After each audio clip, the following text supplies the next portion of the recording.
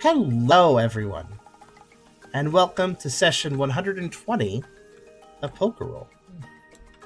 Nice, even 10-digit number. Always like those when we hit those. Just feels satisfying. But I hope everybody on the table's doing okay today. For sure. Doing all right. And of course, the stream chat. I hope you guys are well as well. Oh, hello, Car. Sorry, delayed response. Just wanted to see you wanted to pipe up. It's all good. But yeah, so we're gonna continue our session of, well, probably Mafia shenanigans, because in session 119, everybody got on the same page at last at the party about these about this whole Whooper slash Wobuff and Mafia, whatever you want to call it. Did it ever have an official name? I forget. But of course, before we begin, if you like the video, do think about giving it a like. If you haven't subscribed yet, you can think about doing that as well. But if you really want to help out, of course, you can consider coming over to Twitch, because we're trying to reach partner. Though honestly, right now, I'm just trying to maintain a decent audience size. We've had numbers drop, so it'd be great if more people came by to revitalize the chat. So if you want to help with that, even if you're just one person, that makes a big difference. It really does. So think about coming over if you have time. We also have a pretty cool Discord community if you want to check that out, and you can check out the Pokerole Discord community that is kind of a sub-community off of that from there. And I have a Coffee link if you want to help directly monetize my content. Thank you for following Blackheart, just as I talk about people joining the Twitch. Thank you very much for that.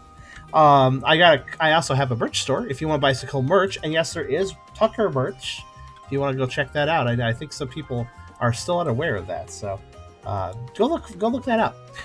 And of course, I also want to say that we have a wiki for our game, and you can check that out as well to catch recaps on old episodes or read bios, etc. So check that out if you're interested. All links are in the description. So yep, there they are. Go look for them. Blackheart Talks Games just said, I've seen some stuff on YouTube, but never really came to streams. Glad to be here. Thank you very much for coming. It really does help. And like I said, if people come to Twitch and are new, I will notice that. Generally speaking, unless I'm really busy with like a multiplayer game during streams, I will notice that. I'll say hi. So come on over. But yeah, I'm doing okay today myself. I'm a little depressed, honestly. I've had a few things go on, and I'm a harder than my sleep sort of person, so you might notice that I'm a little more downplayed in my voice today. But I think we'll have a good game, and I probably feel better as we play. So, oh, thank you, Merle. 38-month streak of subbing. Wow, that's a lot. Thank you so much for that. But let's see. I suppose we could do a recap, but also, yeah, there's a little bit of art to share. I'll share a little bit of art. Alrighty, I can do the recap while you share. Okay. Right then. Last time, as I get briefly distracted by ad on the stream because I forgot to resubscribe. I should do that. Oh no, it's been exposed. I was watching instead, just using the pop-out chat. Anyway, last time was session 119. It's all coming together.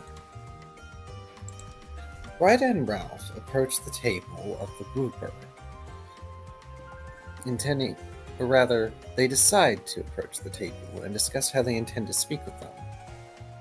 They choose to formally greet the Whooper and ask if they could take a seat, which causes the Whooper to ask who they are. After giving a cover story of Ralph being a powerful champion and pioneer, Ryda being one of his employees, the Whooper agrees to let them sit down, provided they make it worth his time. Ralph claims that they want to be under the Whooper's employ, which the Whooper believes due to hearing about how the pioneers are facing financial troubles. However, the Whooper shows little interest in employing Ralph, seeing him as unnecessary extra muscle. Ralph suggests that they could serve as double agents in the Pioneers, which piques the Whooper's interest. After they verify with the Litwick that Ralph truly is a Pioneer, they accept Ralph's proposal on a temporary basis, especially considering how their unusual muscle had suddenly been put into a condition where they cannot do their duties from completely unknown circumstances. They order the Wobbuffet to give the two an advance payment, as well as a card with the address for Sandbar Blue, which they want the two to visit tomorrow before lunchtime for a more formal meeting. The pair thank the Wooper for their time and say their farewells, the Wooper giving Rida a warning before allowing them to leave. After they leave, they agree to discuss a plan of action back at the hotel, Rida deciding to purchase a dress from one of the shops on the way in preparation for the meeting tomorrow. When Ralph and Rida enter the hotel, passing by Brooke as they do, they begin concocting plans. The meeting tomorrow sounded suspicious, and the two are concerned that it could be a trap. Ralph suggests trying to bring the others with them for backup, which Rida admits might be a necessity, even if they were trying to avoid it. Ralph also warns Rida that, if they're truly intending to try to take down the boss of the entire operation, doing so would cause a power vacuum in the organization, which would cause some serious consequences. Rida says they are willing to risk such consequences for the sake of justice, and Ralph agrees to help, but will get in the way if Rida tries to go too far like they plan to with the Crawdon. And back then, Rida was getting out those crackers that you use for crab. They also agree that, when they alert the others to the situation, that they would only mention trying to reclaim Tucker's meteor fragment and interfering with the organization's operations. Thankfully, some time that would have been spent explaining the situation is saved after Ralph and Rida realize that Brooke was able to overhear the entire conversation due to them not locking the door. Brooke agrees to go along with this due to the two having admitted their connections to the Pioneers to the Wooper, and warns the two that, if they want to consider such vigilante behavior in the future, they should try to keep Team Cheer and the Pioneers out of it. Brooke is then let in on the plan to go to Sandbar Blue for this meeting to see if they can get some more inside knowledge of the organization. The two discuss further plans before Brooke leaves to rest for the day. As Rida starts to rest, they suddenly feel a wave of exhaustion as the effects of the candy they had eaten earlier wears off, and experiences a sudden memory of when they'd been scolded as a Ralts for breaking into the armory. Meanwhile, Tucker goes with Jocelyn to the hospital with an unconscious Chimchar in tow. They get stopped on the way by an officer, but a quick explanation from a known champion and official pioneer is enough to earn the officer's trust, and they direct the duo to the hospital.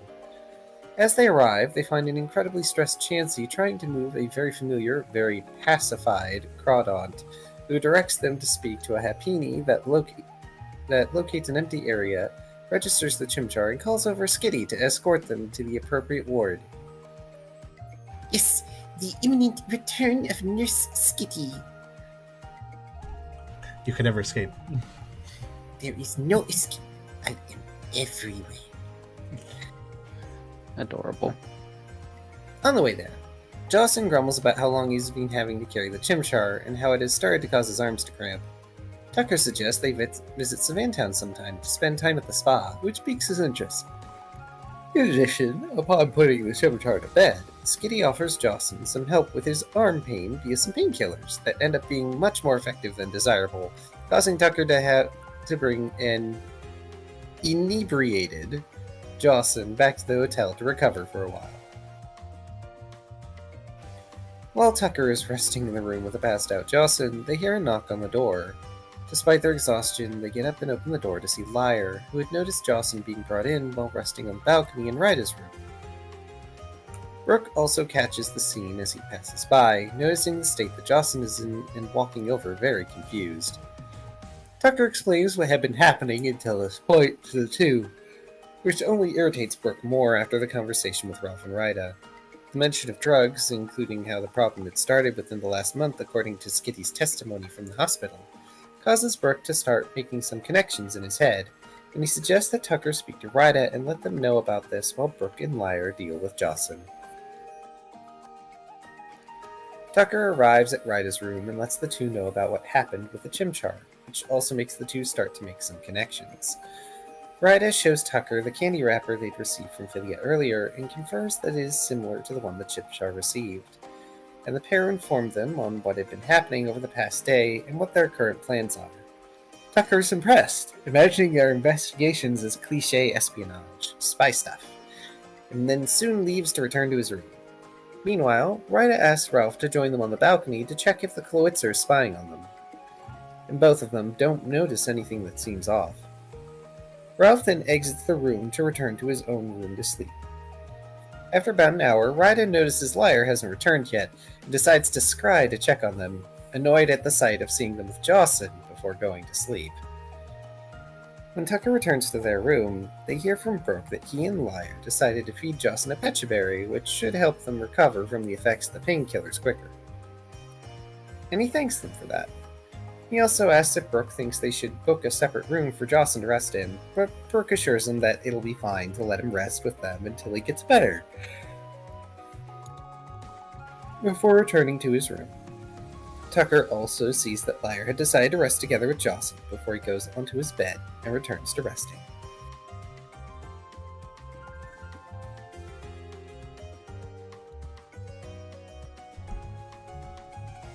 And that's where we left off. Everybody went to bed, which is usually a good time for session end. Very true. Mm-hmm. All right, give me 1 second. The food did arrive during the recap, so I'll be right back.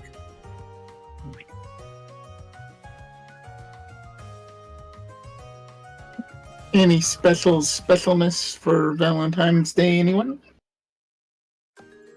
I don't think I had anything special. I didn't do anything in particular. I might could have someone waiting for me in VR chat after the fact.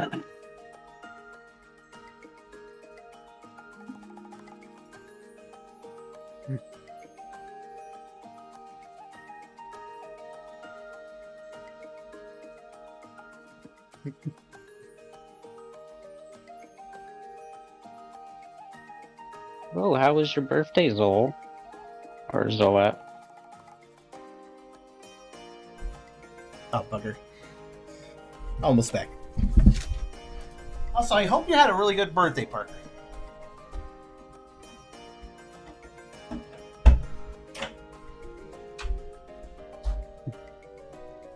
Oh yes, the lovely tradition of getting ashes smeared on your face.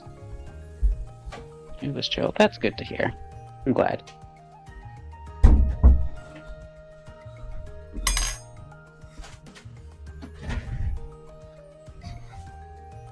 Heyo, Hyper. Okay.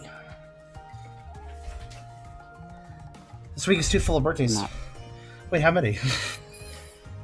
Yeah, I had already heard that commentary before from Beerus. There's so many birthdays on this week. Huh. My mate's was my mate's was Monday. Interesting. Wonder what the most common birth month is.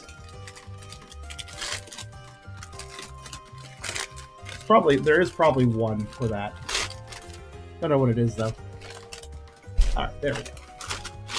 Don't worry, Crinkly Sounds will end in a minute. Okay. Wow, no fortune cookie laid. Alright, fine. Very glad to get one. Pet. Okay. So.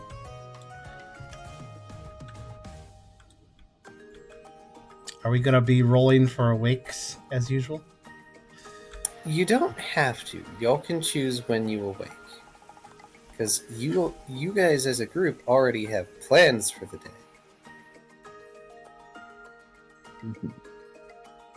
True, it is indeed a team effort today. And this is the last day we're here in town, too. Yes, it is. I love our coffin. It's like, alright, we got a day left. What are we going to do? We'll just abolish the mafia. Yeah, that'll take a day.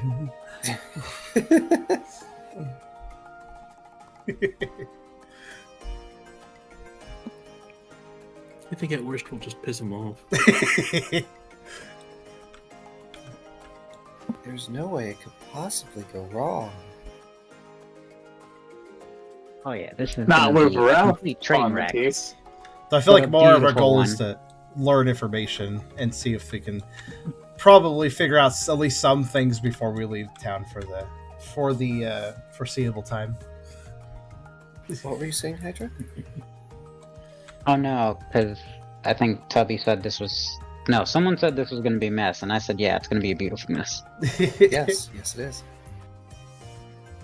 I know things that you don't. Of course you do. Well, I'm going to have Rita start off waking up first, since no one else wishes to volunteer. This is A-okay. Liar has not returned to the bedroom. I'm aware. Oh my gosh, the amount of annoyance in your voice. A grumble. No. Rita is going to get up from bed, try and freshen up, and then proceed to head outside their room to where I believe they were sleeping in Brooke's room. Let me look Liar. Oh, Tucker's. And then- It's Tucker and It's Hatteraine's Tucker's room. Though Hatterene is, of course, at the hospital. Hence why it's okay to have some other guests. Okay. Well, in that case, Rita is going to go over to that room and knock on the door to wake them up. How hard are you knocking on this door? Rita is polite, so it's, gentle knocking. Okay, had to be sure. I know that Rita is annoyed. Not gonna go banging on door. I feel like if I'll Rita's accept the medal. if Rita's angry and wants to open a door, I feel like the orbs is going to be crashing through it, making a hole. Tucker would wake from that though, because I don't know if you're aware of dogs, but if they hear a knock on the door, they're up and at him. Oh, yeah. Yeah. Okay.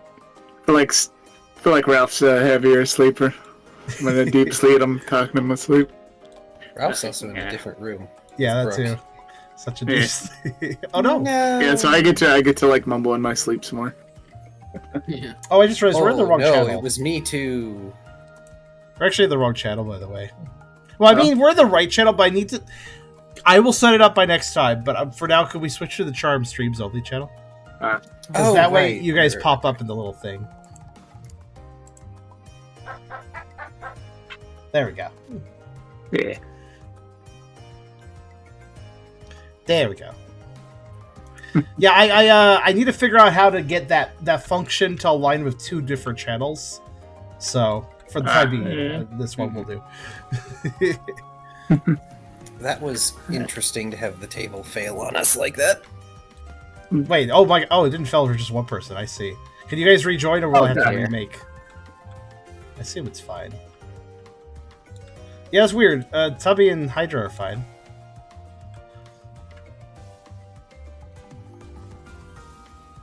Let me quit. Okay. While you guys sort that out, I'll just express that. I'll just continue, I guess. So, Tucker will rouse rather quickly, and he'll express "coming" as he kind of hops out of bed, still a little sleepy-eyed, and answers the door. Oh, hi, Ranger. Rita standing there politely. Sorry.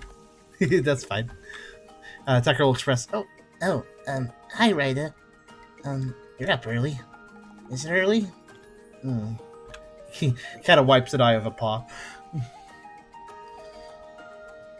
I merely wanted to awaken everyone so we are prepared for what is to come. Tucker does a little yawn and kind of nods as he remembers what they're doing today. And then he kind of looks over to the deer and croc pile. That's probably a pile over there. See how they're doing, because he hasn't checked yet.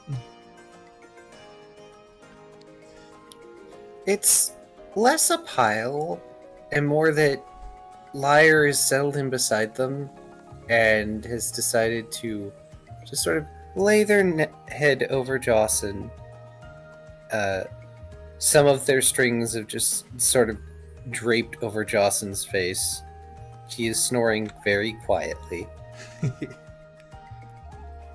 which is nice because he was snoring not so quietly before, as I recall. Well, it looks like they're sleeping okay. I guess it's not really necessary to wake them.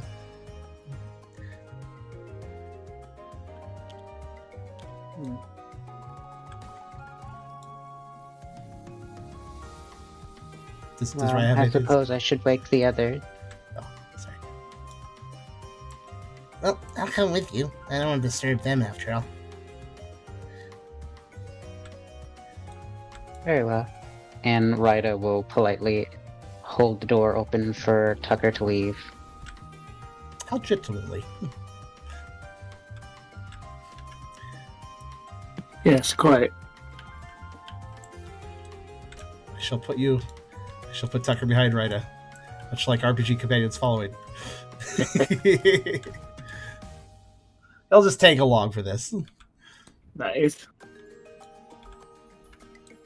And Rida will start to close the door behind Tucker, and as they're closing it, they're just going to hover a pillow above Jawson's head and just drop it and then close the door. There we go, brother.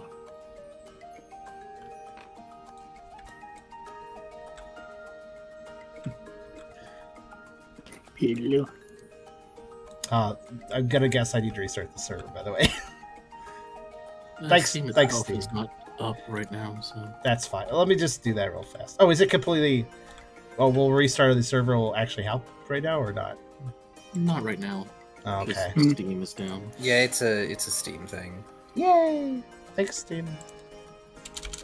It was borking earlier, so I had a Mhm. feeling. Ah, I didn't even see it working earlier. That's because I was playing Lunasid earlier. That's fair.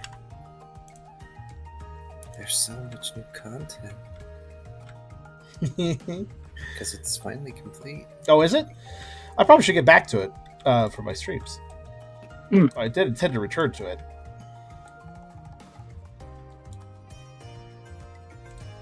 All right, I made a table save just to be safe.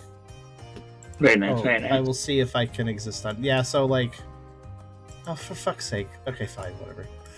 The friends list went half off screen. I had trouble dragging it out there. Wow, that was well timed as far as my table save goes because I just had the lobby die. I Boy, saved a moment later. Disconnect. All right. That's what we You wouldn't have call. lost anything.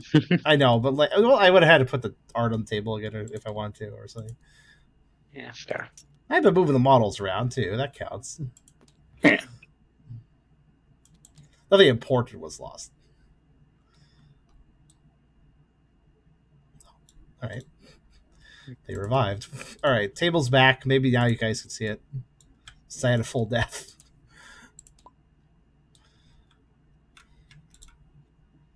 We haven't had disruptions like this in a while. Yeah, and they're not terrible like they were before. Before we had like 20 to 30 minutes where we couldn't do anything. It does feel like they may have improved things a little bit as far as how disruptive this is. There's good. the It saved table. the SoundCloud settings. Nice. And on we go.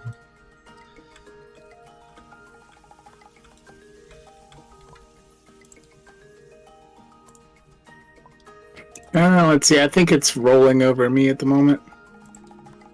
I've given you direct invites if that helps. There we go. Hopefully. Might there be you go. just waiting. Okay. Timeout. So,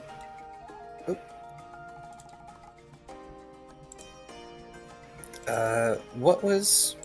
Ryder was hovering a pillow. What did they do after that part? Because They dropped it on They top dropped of. it They and dropped it on shut the top door. of Jocelyn. Okay. I assume. I assume that was a little bit of attitude from Rita. Jocelyn 3. does not awaken. It's telling me the password's wrong. That's an odd. Lowercase pof? Yeah. Odd. I put that in and it worked. I think I'm not quite connected yet. Huh. Yeah, the password hasn't changed. I don't touch that. Okay, my caps lock was on. Figured. That'd do it. Tubby, stop yelling. I like the answer. I use metronome. Metronome became fly. God, that was great. Oh man, that always amuses me in like an RPG game segment where you have to like say a password. Or adventure game segment, you have to say a password. The NPC knows if you said it with like an uppercase or lowercase, or they know if you pronounced it with a C or a K, or a C or an S. It's like, what's the password? And you're like, circle 12. No, you're wrong. What? No, it is circle 12. Yeah, but you said it with an S. Go away. Like, how the fuck you know?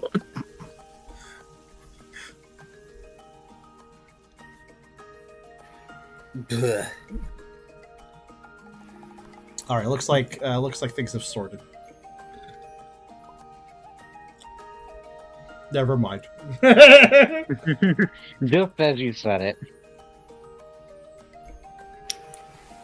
Well, this is par for the course, but we don't need to roll anything at the moment. I mean, I'll just move the models around and we can continue. Yeah, until While it you- stabilizes. Yeah, while you ambiently try to... Do I need to restart the table again for you to try back in, you think, again? Then again, maybe just wait till it is chill. Yeah. Yeah. It should be fine for now. So, Tucker and Rita are currently going to Brooke and Ralph's room, yes? Yes.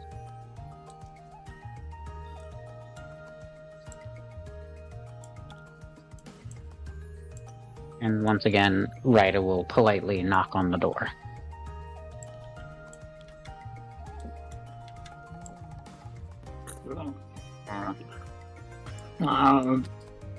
Well, let's ride the roller coaster.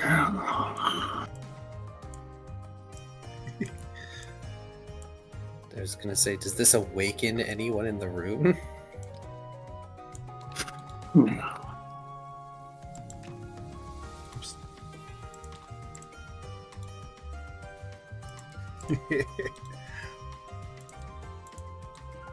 Your new ice cream Disconnect. hat looks great.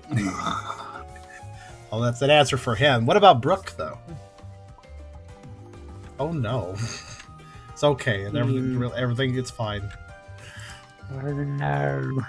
Oh no! As long as Discord works, that doesn't matter too much. Yeah.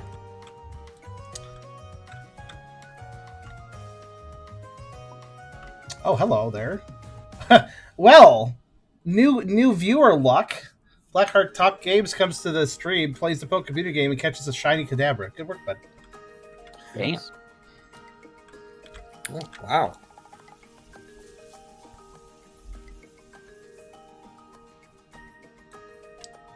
Is Kyrio here, or did we lose him? I'm here. Okay. Should I leave? Oh no, I was No. asking you what is Brooke doing in this situation? Ryda knocked softly on the door. Ralph is not woken up. What about you? Oh, okay. Sure. Brooke will probably be awake at this point. He'll open the door.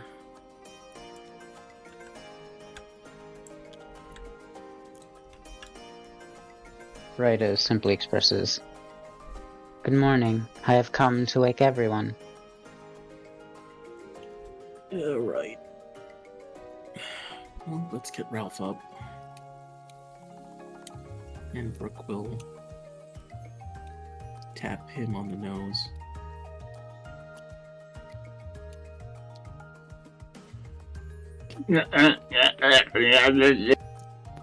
Rise and shine. Sneeze. Yeah. Bless you. Imagine he says sneeze and doesn't actually sneeze. Wouldn't put it past him. Brooke's response would be the same.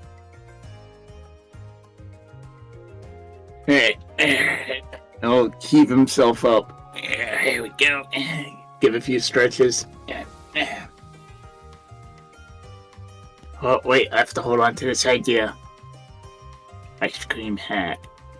Yes. The next big thing. Alright, let's go. I did not forget that idea that came to me in the dream. It's gonna make us all billionaires one day. One day. Someday they will know my genius.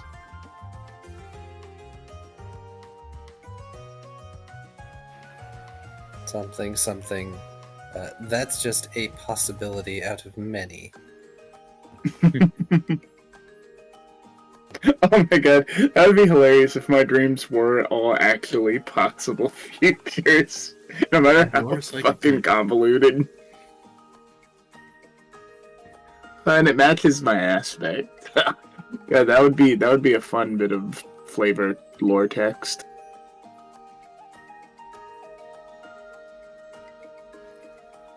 What, that your crazy dreams and schemes match the many possibilities set forth before Yeah. you by your aspect? Yeah.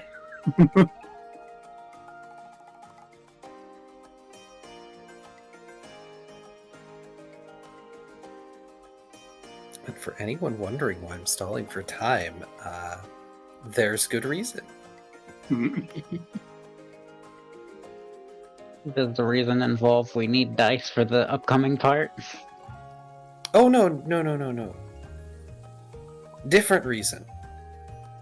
Unrelated to game reason.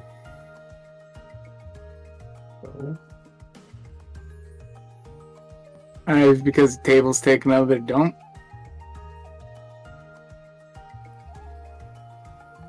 No, that would be related to game reason. I think it's finally coming back. Game, I mean. Table taken up, but don't.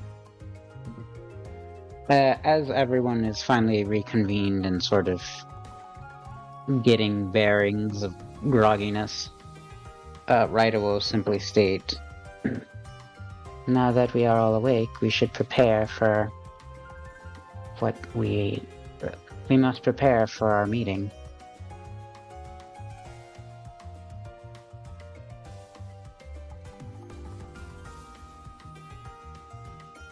Probably gonna turn it off.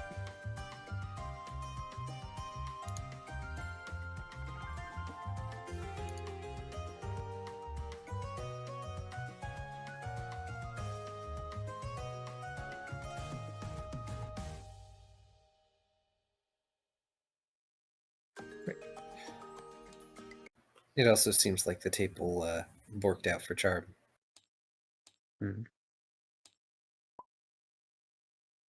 It was inevitable. All right. You did. Maybe third time's the charm. All right. Everybody rejoin. I'm just going to take a second to read this because it kind of means a lot to me. Esther just donated 4 sets of $100 to write out a poem in the messages. And I just made a paste bin because it's kind of hard to catch that. If you were reading it on stream, it obviously is blink and you miss it. So if you wanted to read the whole thing, it's there. But I'm just going to read it out because I've been a bit depressed today, and Essler knows that. I think that's partially why he did that, but also because it's Valentine's Day, and I've actually never had somebody be so thoughtful to me on Valentine's Day, actually. So That's why I was stalling. Oh. I knew this was coming. I had to keep quiet.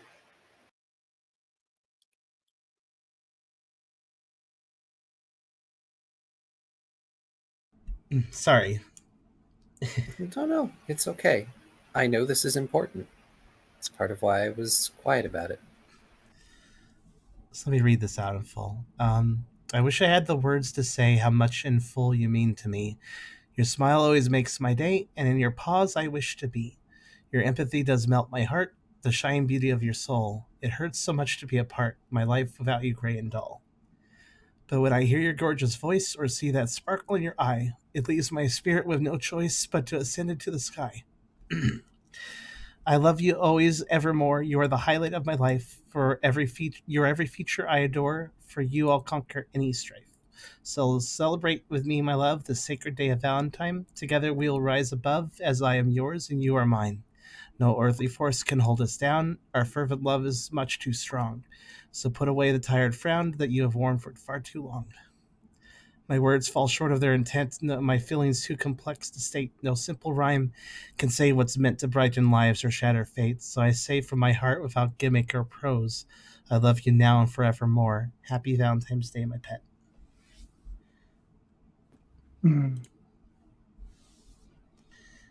Thank you, Essler. I try not to express tears on streams typically, but thank you for that. And I feel like in this situation, I don't mind it. I have had a rough time since my breakup with Aragon. It's been hard in multiple ways. First off, that was a deep relationship that basically fell off, but also on a practical financial level, I was sharing an apartment with Aragon, and we were sharing costs. And when he left the apartment, I had to take everything on alone and by myself, while also feeling very alone. In the process, I got more close to Essler, who's always been a very reliable staff member and friend. We just got closer and closer, and I wouldn't say that we're exactly like in a mate relationship per se, but we are very, very close now, and he will be coming up here to live here when he can, which I hope to be very soon, hopefully this year if everything goes right. But yeah, I love you too, Essler. I'm still flighty about the idea of like having a new relationship of the style that I had with Aragon, because admittedly, one thing I've never really expressed publicly is that I've actually had several relationships over time, and Aragon was my last shot, so to speak. I actually had given up on finding love, feeling like I was too weird and different to really mesh with another person in that way. Aragon was actually the one who asked me about a relationship, and I gave it one last shot with him. And after that obviously ended, again, no shade being thrown at Aragon, but when that ended, it did kind of break off that last idea of like, okay, well, I don't think that sort of relationship is something I can do because I've tried so many times. But what I have with Essler is just as deep. It's not exactly the same because it's more of a pet master thing, and I don't mean that in a fetishy way. All right, I mean that in that sort of deep way where there's sort of there's a dependency, but not like an unhealthy one either. We're still independent people. I'm still independently handling a lot over here while I wait for him to get up here. Once he is up here, I think we'll have a very nice time together. So yeah, I don't really know what to say. Sometimes it's hard to exactly put into words what me and Essler are, but I love him very dearly, as much as he loves me. And thank you, Essler. I haven't had people express things like that very much to me, like to that degree, and I really appreciate it, Esther. I love you too. Sorry for the little interruption here for the game, but I think this is a fair interruption. Like I said, I have not actually received something this caring before on a Valentine's before, so thank you for this. It leaves a good impression on my heart. But all right. I'll talk to you more after the game, Essler. But we are as us. No reason to collapse on anything less faceted. I agree.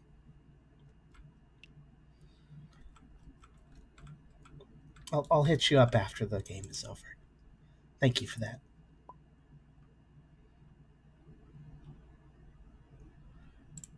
And thank you both stream goers and players and DM. Thank you for the patience.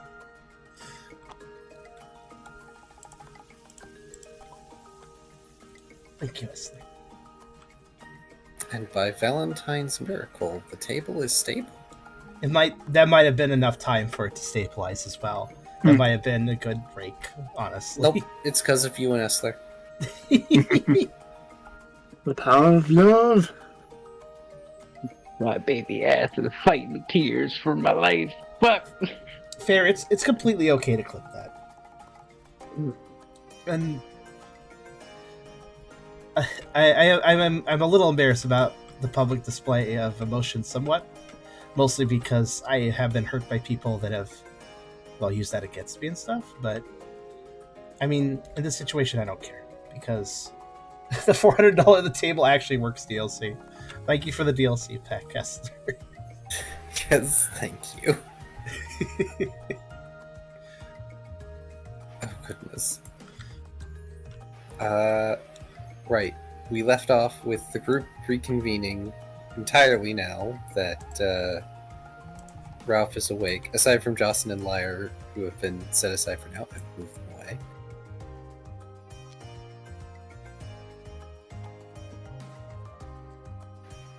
And Rida was saying that the group should probably discuss their plans today. Indeed.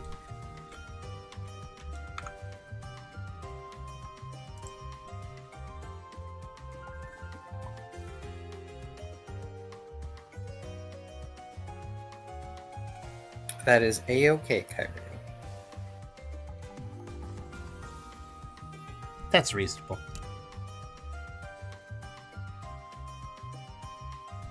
Wait, what crash?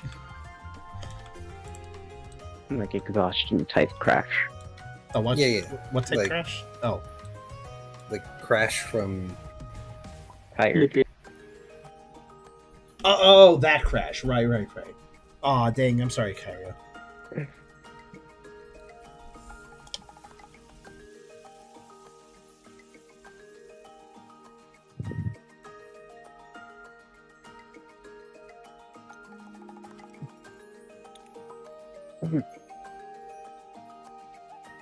It's fine, Kyrio. Oh wow, I guess I should have made that reminder message that I was thinking about making like the other day. It's fine. It's also a holiday, so I understand why brain wire cross.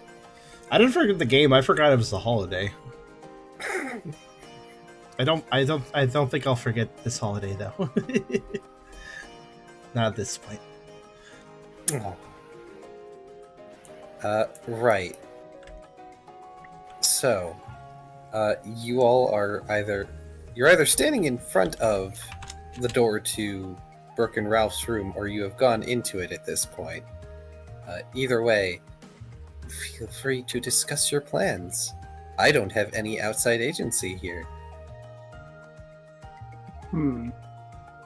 Probably be best to talk in the room with the door shut and locked. Yeah. We're not forgetting that this time. You learned on your lesson for that. Yeah, let's go over here and we replace that. And You've learned that Brooke is the most clever one here. There we go. Now, the super secret meeting of super awesome secrecy shall begin. This message will self-destruct when we're done. Well, that sounds Yeah, impractical. Yeah, I never understood that in the spy movies. Anyway, let's get to business. I don't have a plan.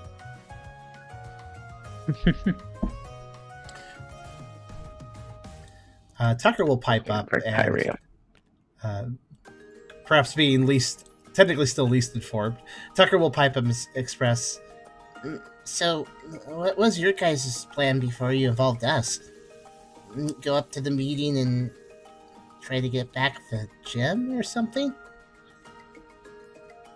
Yeah, I think more or less that was the plan, like, as soon as we're in the same room with the big boss and, it's relatively, and he moves his arms, because he moves his arms when he talks, relatively safe to do so, jump him and get the orb back. Anyways, what's going on in my head? Well, Tucker kind of continues to talk for a bit, mulling a little bit. if you guys are trying to trick him, and then you trick them and get away for it. Well, didn't you say they had some pretty mean sniper guy and probably agents all over the place, so it probably wouldn't be safe to be in Sea Spray after that.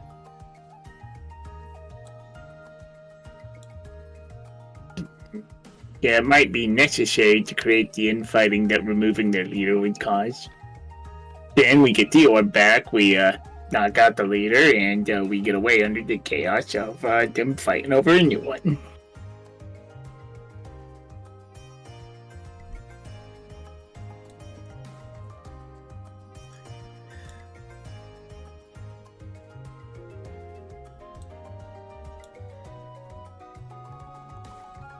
I mean, even if there's an easy choice for the next leader, you know, someone has to take his spot, and it will create fighting if we remove the leader. Trust me on that. Will Ryda express anything as Tucker starts asking these questions? I was gonna wait for Brooke to say their thing. That's fair. I was trying to kill time while he typed. Since somebody mentioned it in the chat, Inspector Gadget.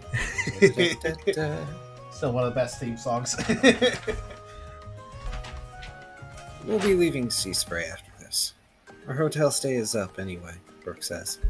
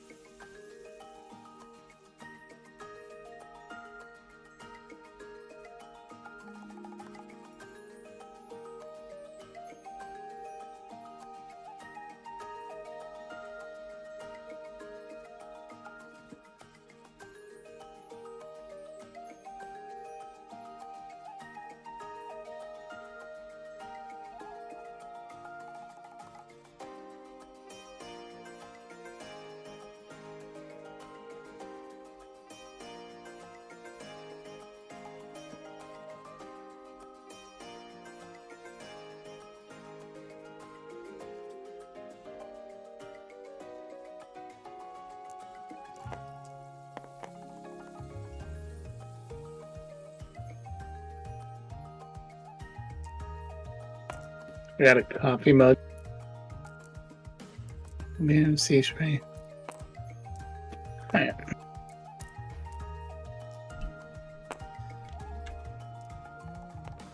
Have a water.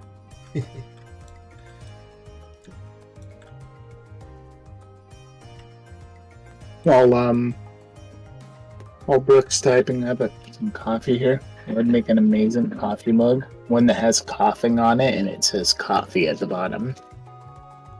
With a bunch of extra E's. Oh my gosh. That reminds me of people with their particular coffee orders. No, I need my coffee served with 4 sugars, 3 creams, and extra E's. Need extra vowels. I'm thinking of the way the Pokemon, the way coughing says coffee. The original anime. I remember that. Beat me to it. Whenever I think of coffee, I immediately think of regular show. Oh, goodness. That too.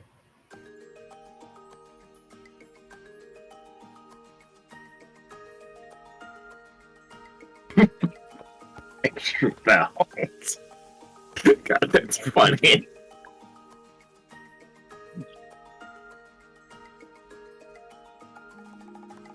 Since this is right in Ralph's line, we'll have to go in alone at first. Tucker and I will enter the restaurant a little bit later, Brooke says. We'll need some kind of signal for us to join in if things go south.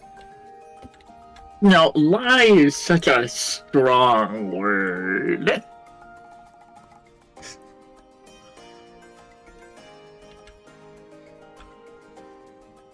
Why do I feel like everyone, including Ryda, is staring at Ralph? Tucker may have given an eye roll. Ryda is also looking at Ralph like, really? The response I kind of expected is yes, but it is the correct word.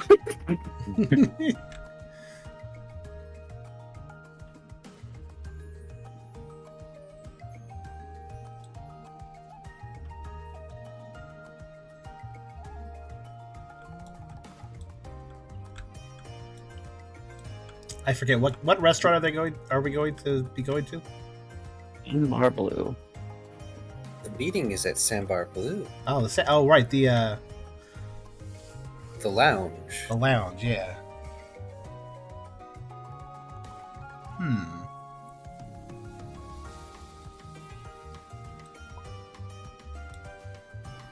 You two will negotiate the return of the shell, and potentially get intel on the leader of this group. If you have to give up the shell, then that might have to be an acceptable loss. Either way, don't endanger yourselves too much.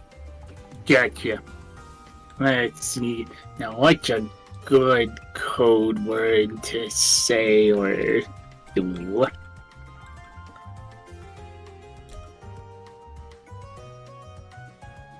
Considering you two will be in the building, and Brooke and Tucker will probably either be outside of the building or in a section that you will not have visible access Yeah, to. visible access.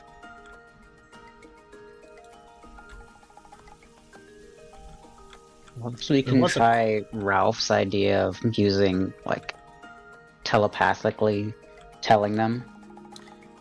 Can I do Tucker a perform roll to see if he has a suggestion? Yeah, I was actually thinking something with Tucker too, actually. So Sure. roll out when you have your idea. Tucker might Sure, have an Tucker, idea. give me a smart contest perform, which is really high for you. Oh, right, the table disconnects several times. They're not purple. Smart. By the way, I only did perform. Let me combine that with Spartan contest now. Actually, and yes, it is actually quite a good roll. I will not usually make you do single stat rolls. Okay, then I should have done the single stat roll. You're missing 3 dice. No, okay. You want me to Smart re-roll them contest completely? perform All right, is 9 for you. wink, wink. Got it. Yeah. Besides, someone on white rolled that. You're Oops, I purple. rolled it wrong. I guess I should start over. All right. There. Yeah, that imposter white latex. Wow, Pass the those dice. ones really do not want to leave me alone, do they? I'm glad the dice are with me because I didn't tell you to re-roll. I wanted you to roll the remaining 3. But Oh, it doesn't matter. may not have mattered really. Yeah. 2 successes. What was the suggestion you wanted to make? I will type real fast. It's short. Okay. Because I won't exactly stop you from making a suggestion, but it might not be the best suggestion. No. No, the disconnections.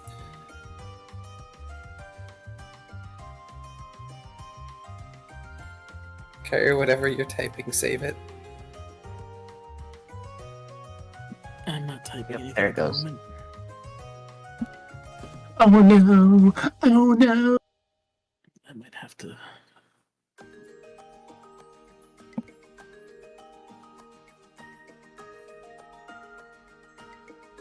What's going on is that, so for anybody not familiar, Wednesday is the day where Steam doesn't operate as well because I think like it's their time for like refreshing, rebooting their servers and etc.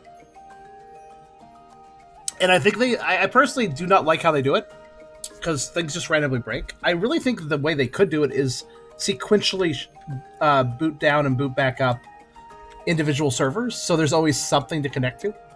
But they just do everything in a lump, so it breaks shit. Yeah, just a bit. That's why some of us disconnect first and others of us don't disconnect at all. It's really weird. So yeah, feel free to make that suggestion, but I will warn you that that suggestion does require line of sight. True, it does. Do you think? I think the suggestion could be made with 2 dice rolls. It's not exactly a big brain moment or anything. So, can I express it? Oh yeah, most certainly. Okay. It's not like a super complex suggestion or anything. Yeah.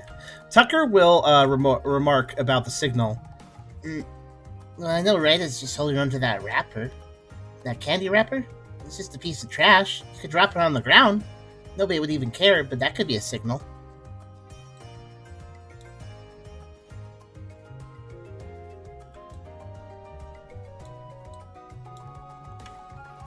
Which, by the way, Ryda, you're reminded of the candy wrapper, which reminds you that you're feeling a little off today. And also, there was a Pokemon that gave you that candy. Yeah, I'm well aware. So salty. But are you certain they did it on purpose? Who Well, what's knows? deliberately Probably given? meant it as an endearing thing. But when you really think about the context, it's kind of messed up. Hey, we had a great conversation and we're flirting a bit. Here's some drugs. I mean, mean- if it's in vogue.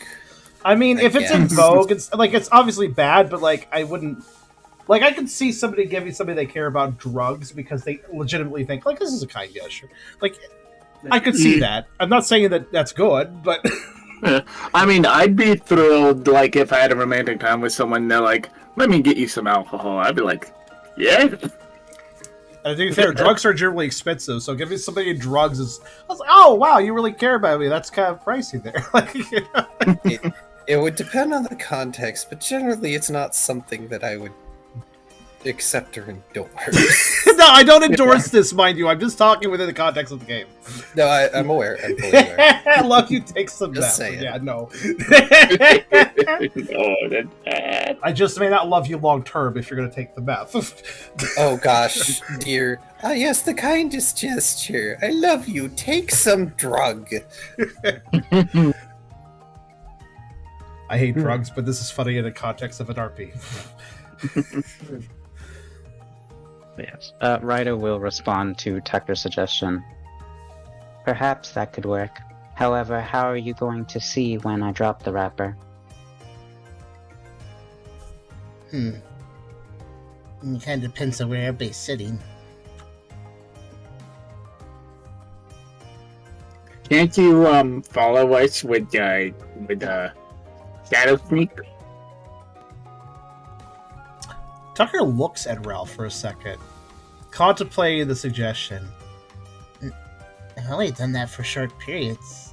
It sounds like I'd have to do it for a while, and it's not always easy to figure out what's happening outside of the Shadow Snake when I'm doing it. Ah, yeah. I've never done it, so I don't know what it's like in there. I mean, I'm sure if I stood in a safe area and did metronome enough times, I could eventually Shadow Snake, but you know. Wait, didn't everyone in the party witness Tucker's Shadow Snake? Because Actually, yeah. Actually, so yeah. you do know what it is like. Everybody Yeah, has I been in the do. shadow Yeah, space, never but mind. it's been a hot minute for It the has been a players and for Yeah. it's been a short minute for the characters. Yeah. Like a week. Yeah. Never mind then. I forgot we all went through a Shadow That's Sneak fair. portal.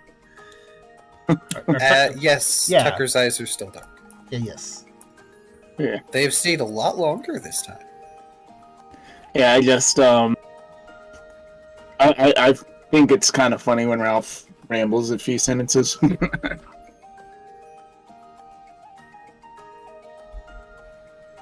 It's always enjoyable to hear Ralph ramble just a little bit. Yeah, just a smidge. Called ad-libbing. Getting that ramble accent in, you know. Yeah. Yeah, it's more part of his dialect than any like part of his vernacular. Yeah, good point. Is well, Tucker's still let's, recovering from the Eternatus thing. I'd like to avoid exposing him too much to the shadow place. yeah. So let's assume we won't be able to see them, Brooke says. Something only we would be aware of would be best. I was like, Tubby, let him read it up first. Yeah, I get what you're responding to. I just need to read I it. appreciate the go-gettedness, though. Yes, after what happened with Eternatus, we better not push that too hard. Tucker just says, just mutters. Perhaps I could attempt to telepathically send one of you a message.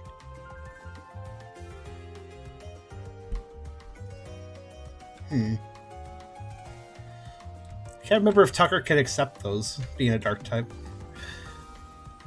Hey, Ralph. Yes. It's like, yes, Mr. DM. Give me smart contest logic, please.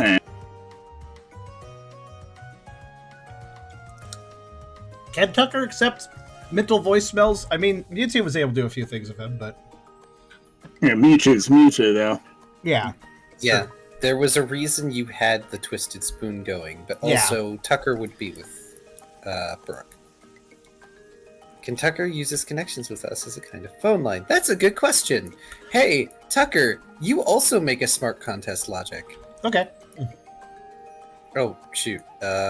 If you need me to roll for you, please let me know, Tubby. You Nah, just man. connected, but I think it should be fine.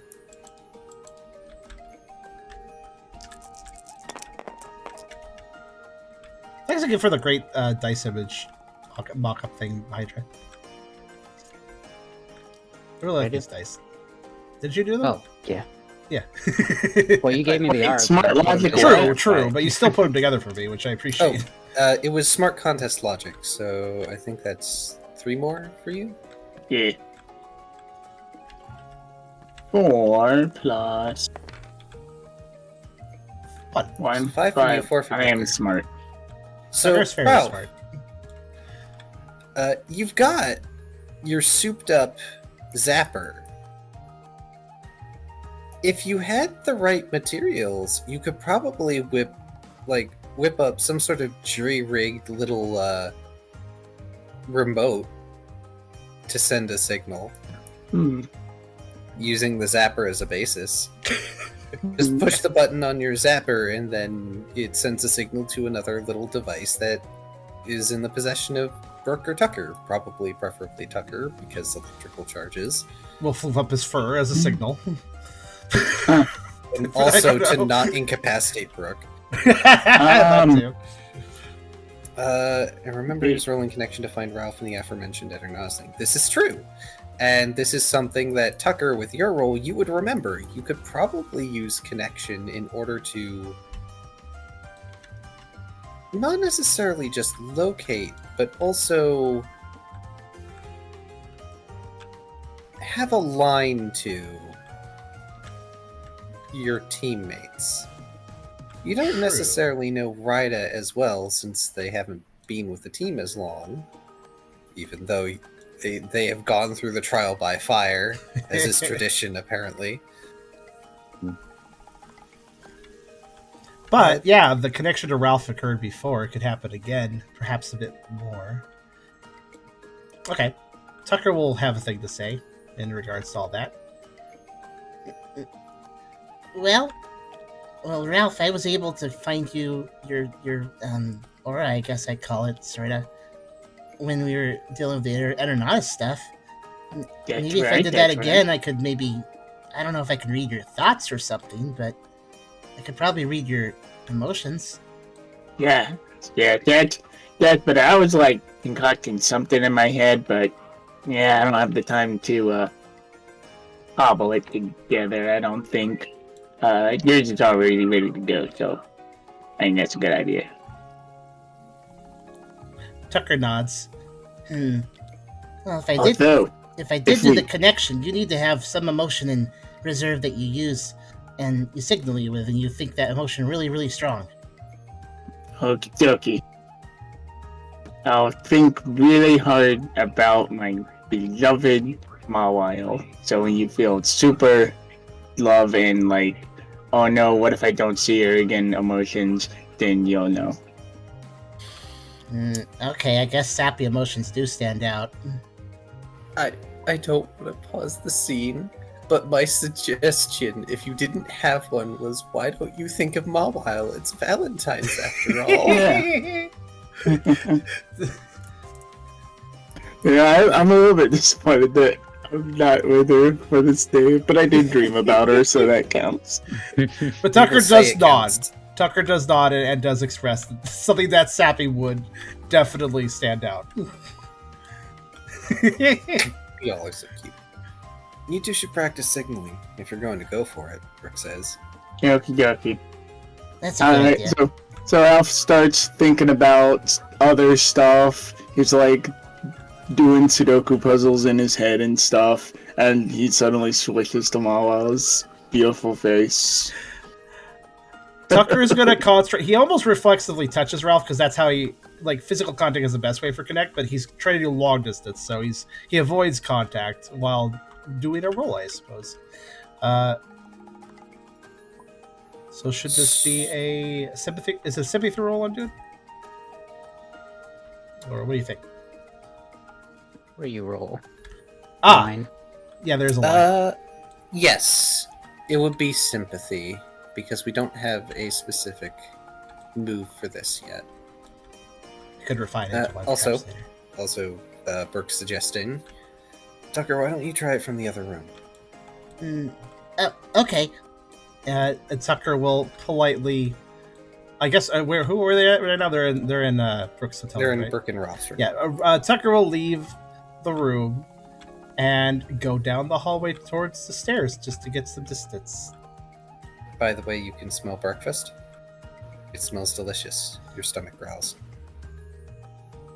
He blinks, clearing the distractions with some difficulty. Make me a will roll.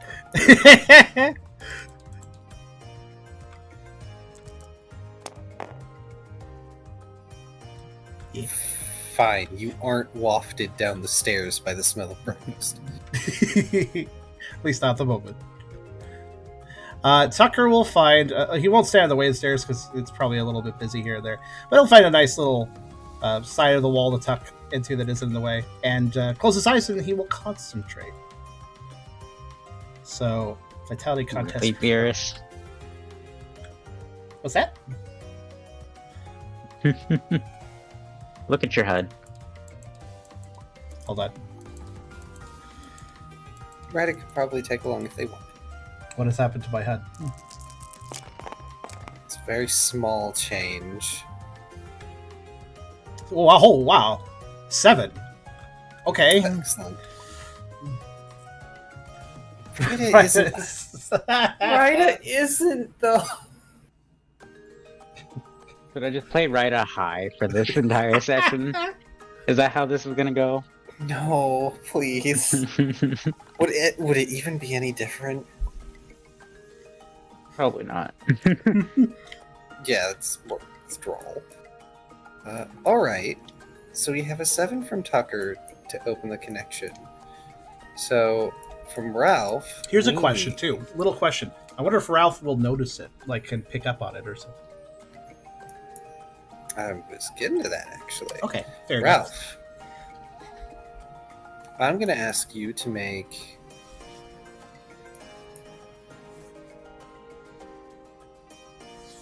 an insight contest perform roll.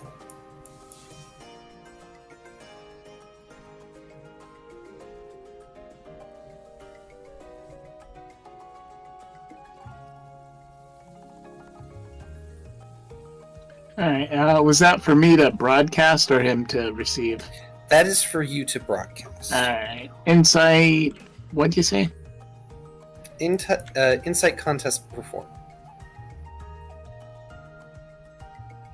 8 dice. Yes. I'm very contestive. Oh, that's a lot of 6s. Blum, blum, blum, blum. Well then. Oh, yes, in her hair and her cute little back maw. Yeah, it's not very hard for Ralph to start thinking of Mawile. This was a good choice. Right, I can practically feel the molasses-thick sappiness coming off of Ralph. You mean Tucker? Or Ryda too? Unless Ryda went with Tucker, if Ryda's in the same room, Ryda can feel it, kinda. Oh, I didn't think Ryda left the room. Okay. Yeah, Ryda's yeah, still there. Yeah, you're a psychic type, and given that Ralph is broadcasting with psychic abilities, you can kind of feel it.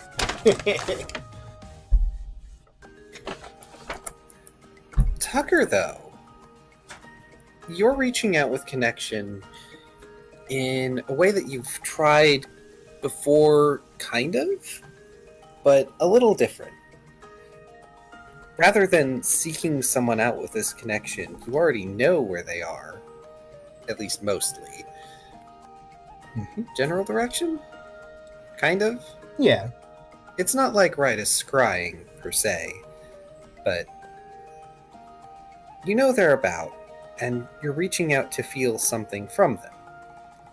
So rather than creating a line to them for you to follow, you've almost become something like a broadcast receiver. Yeah. What if this is not too unlike the Lucario's thing? Not a bad analogy.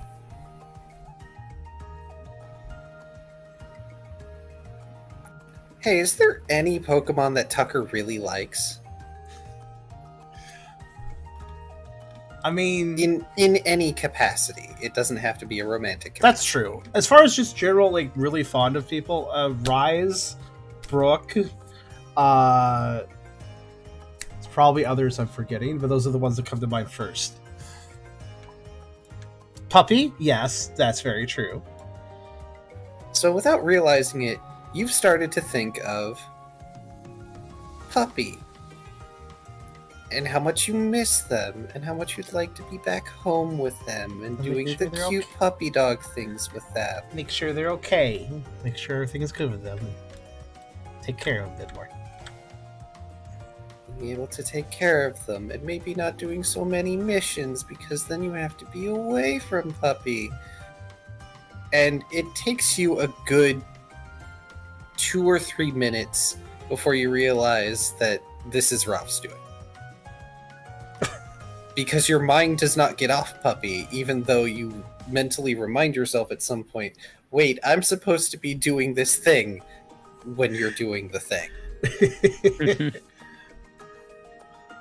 I have a It's just question. that instead of Mawile, for you, it was someone else. I see. Tucker will probably take a second to acknowledge the fact that the strength of these emotions are not coming from him, though his thoughts are indeed his own.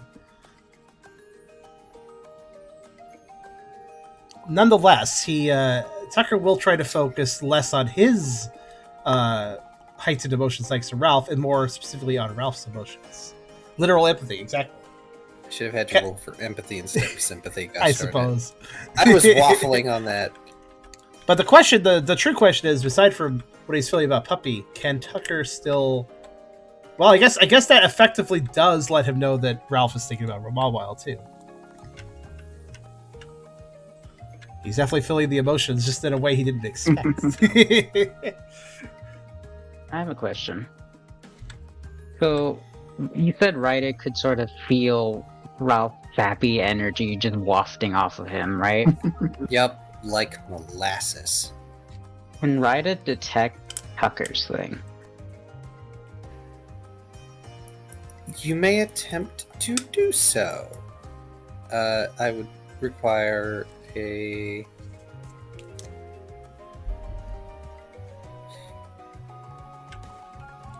This is going to be weird. We're going to do Insight Channel Alert instead of an attribute skill specialty. We'll do an attribute and 2 specialties. The penalty again. The penalty is a -1. Okay, so it's 6. Sorry, it took me a second to remember. Oh yeah, there's a penalty from the withdrawal. Like 3. Okay.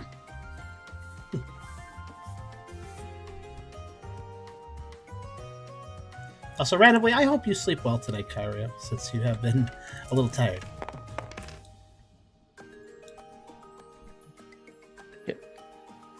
Better. 3.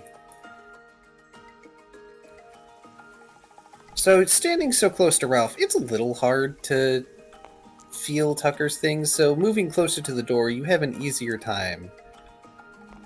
And it's a similar sensation.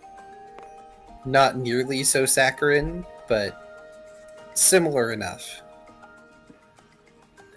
Okay. So, If My guess anything, is it's just- almost like you're sorry. being unconsciously used as a relay.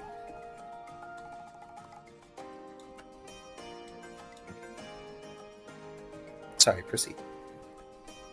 No, so my thinking of that was just essentially because of how overpowering the sense is coming off of Ralph. If someone tried to, detect, they wouldn't necessarily see Tucker's thing right away unless they were specifically looking for it.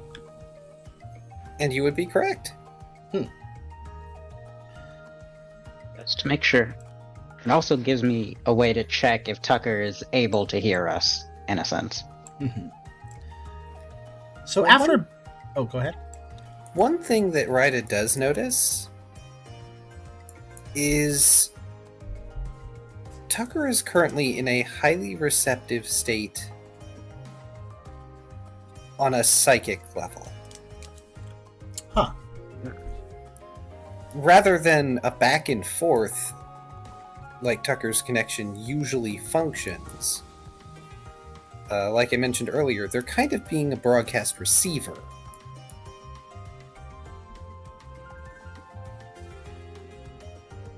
And one of those reception lines goes to you. Ryda wants to test something. Okay. Ryda wants to send a signal to Tucker, in a sense, essentially telling him to come into the room. Interesting.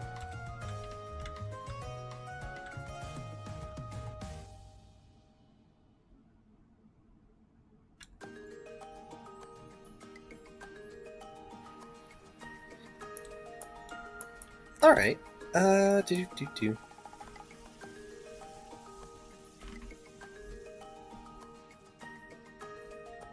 Give me an insight contest perform. Yes.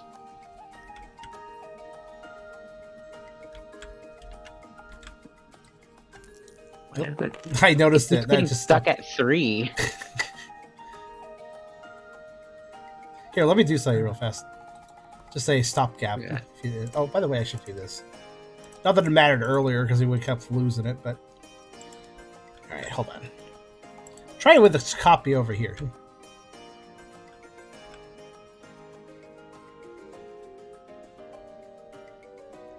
Thought so. Works just fine. We'll just leave that there for now. Yeah, this isn't particularly new to you as a concept. It's just a little weird, especially given it's a dark type that's currently being receptive on a psychic level. Yeah, does it like feel weird for a psychic type to like reach out to a dark type? Yeah, normally that doesn't happen. Yeah.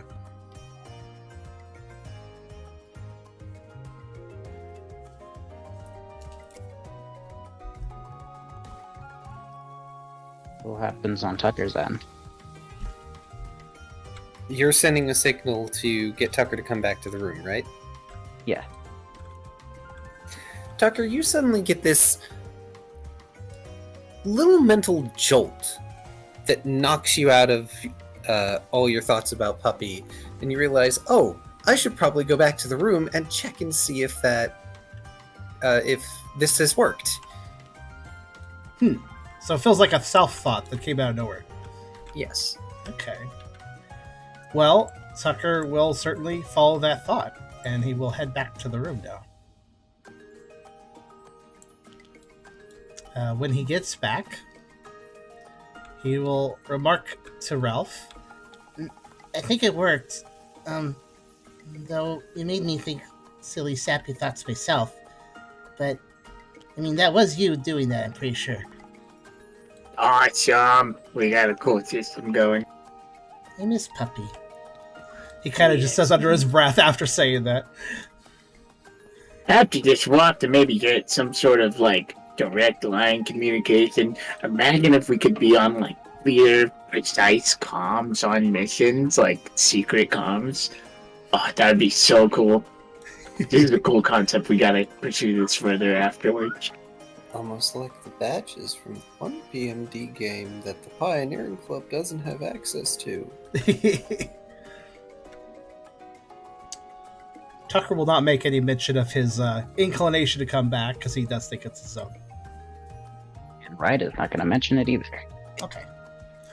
They will note, though, that Tucker did come right away after they tried it, so... Mhm. Could be a coincidence, as far as Ryda knows. Could be.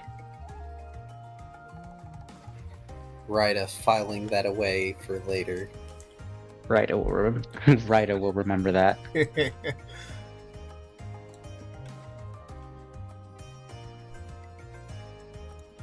So Tucker does a little nod and says, Yeah, I think we can do this.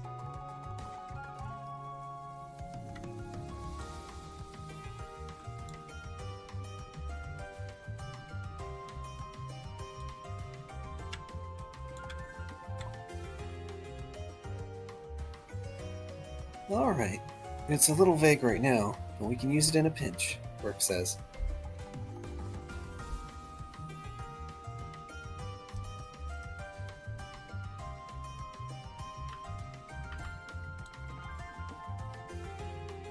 all right, a plan has been set.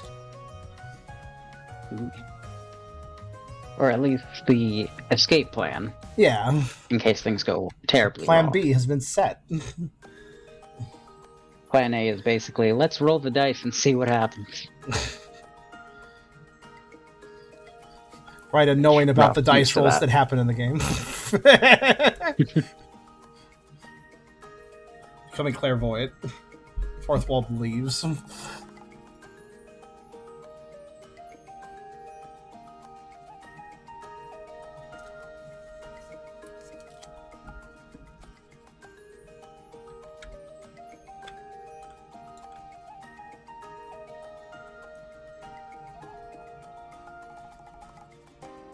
There's another experiment I want to try with Tucker after all this is done. Voluntarily, of course. Oh, Just okay. make sure to make a note of it. This one not being a secret one, alright. No. Right is not going to induce something onto you without your knowing. They're going to be very clear about it. Shocked by Ryda being clairvoyant. Yes, with a black box dark type, yes. That's the way I look at dark types and psychic types. Like, dark types are just basically black boxes, like in an airplane. That sort of isolated thing that can be accessed but only a certain way, basically.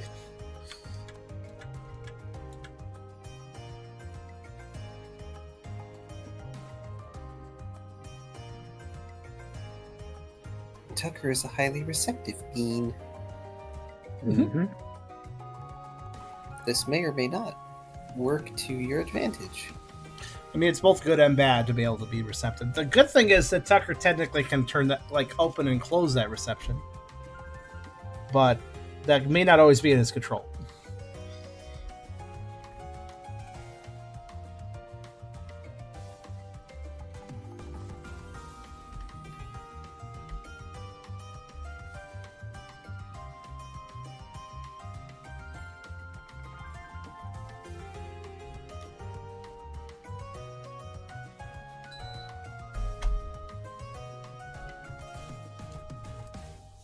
Can't wait to see how this all unfolds.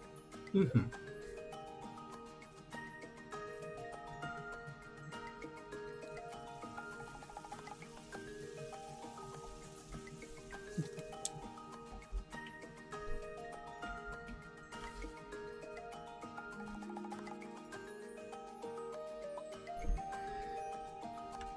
Now, we don't know exactly what they'll ask you to do.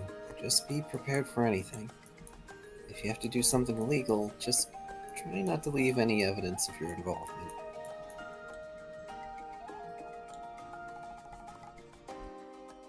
We will try our best. Easy peasy. Stealth is our middle name. That is incorrect. Brooke's middle name is Tenacity. Yeah, that's right.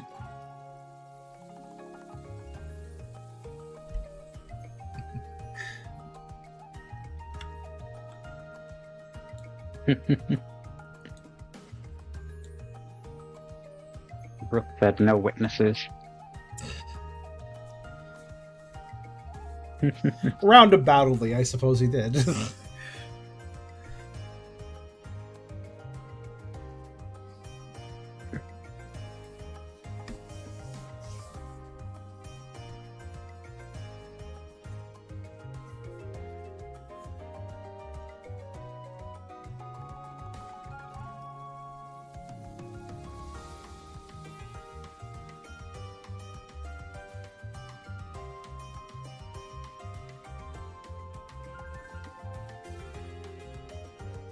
Reminder to everyone for stretchies and also hydration.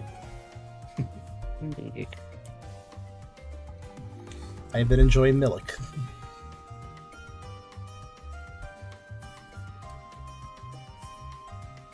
Milk. Yes. That is how Kadikra says milk.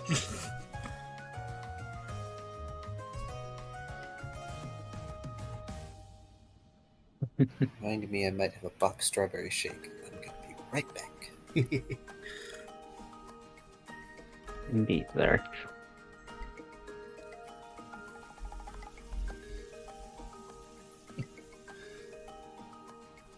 What's funny is that Milk also sounds like some bad guy. Like, oh no, it's Darth Milk.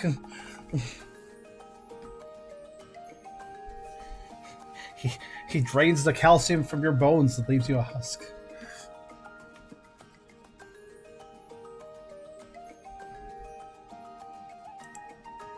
Question is, how does the villain do so? Is it just like a vampire situation? Just bites your bones.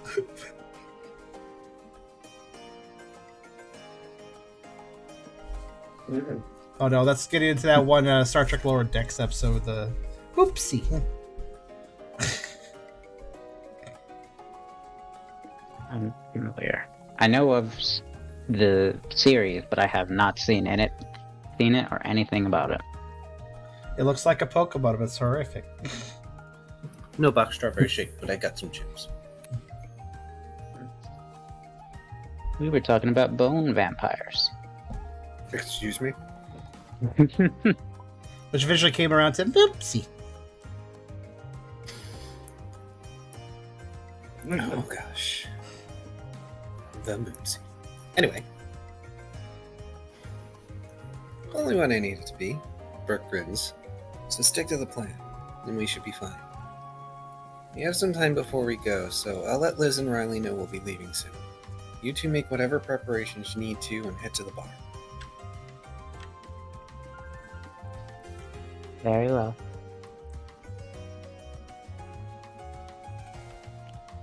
Tucker will pipe up and mention. Well, some of those preparations should be breakfast. I already smelt it downstairs, so...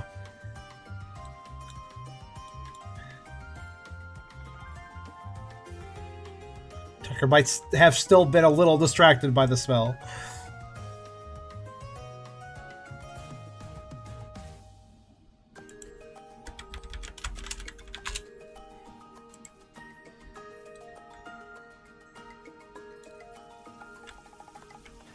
We'll be inside about a half hour after you, so try not to need us too soon, Burke says and nods. And yes, breakfast sounds good too.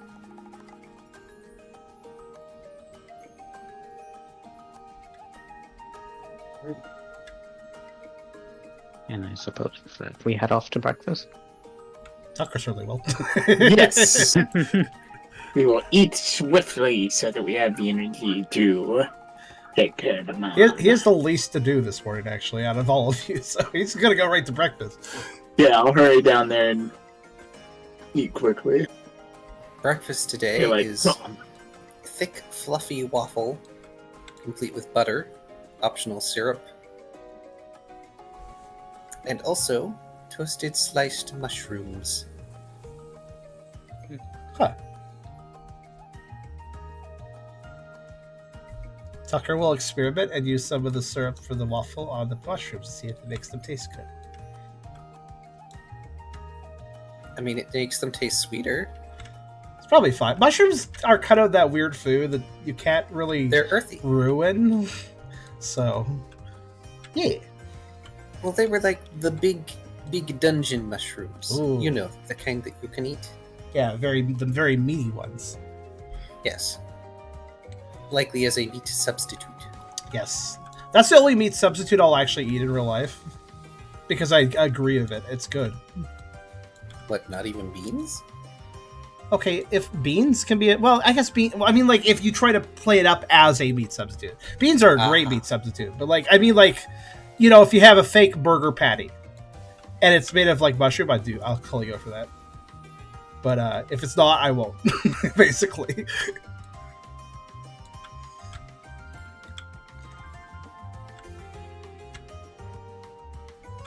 Yeah, mushrooms are cool. There's a reason that there's in the chicken of the woods is a type of mushroom, which is basically a mushroom that you find in the woods and it tastes like chicken. As far as I'm aware, or at least somewhat like chicken.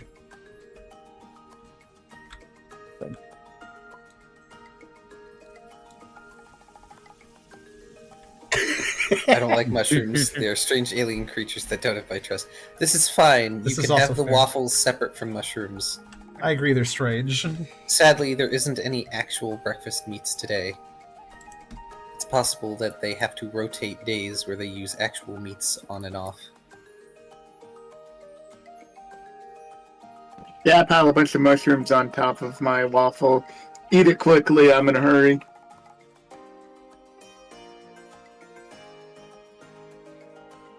Ryder will partake in a waffle until they are satisfied. They are neither I mean, this is true. They are fungi. Very true.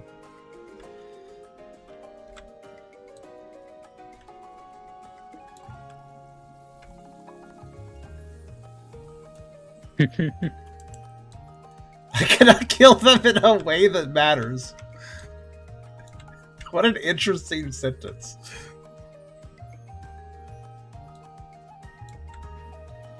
I mean, this is also true. I see.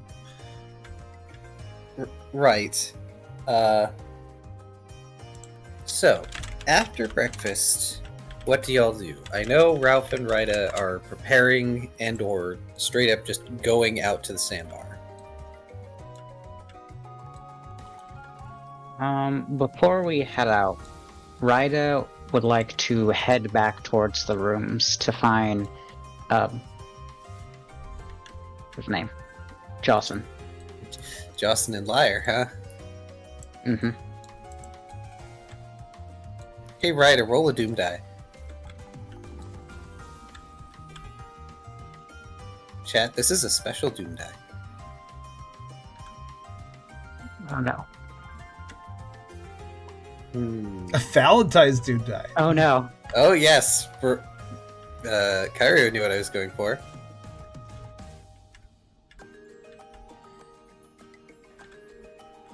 So you head to the rooms looking for Jocelyn and Liar. And you can overhear what sounds like Liar saying something.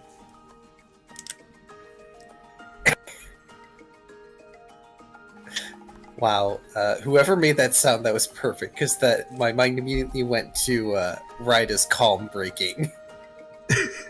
I don't know what side you're talking about. I took a drink of milk. Was that it? I don't know, it sounded like a crinkled wrapper, very briefly. That might have been me. I did make a noise, but I didn't think it was audible. And also possibly what sounds like Jocelyn.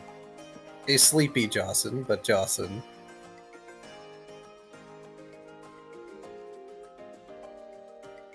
So they are awake. Okay. Ryder is going to knock on the door noticeably louder than before. Still not banging, just noticeably more intent. Consistent. The Doom Die want to be even keel today.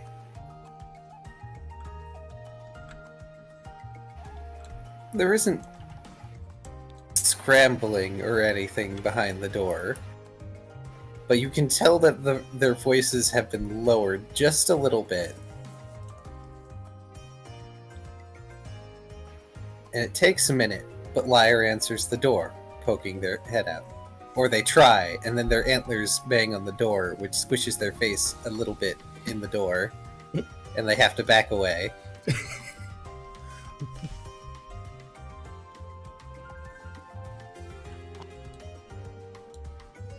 Pardon me, liar, but may I have a word with Jocelyn?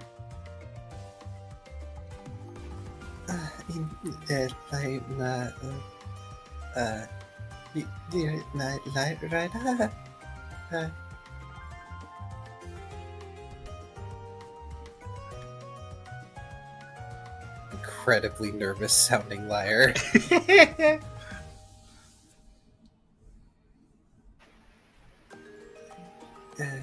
Witam poranna Jocelyn, eh?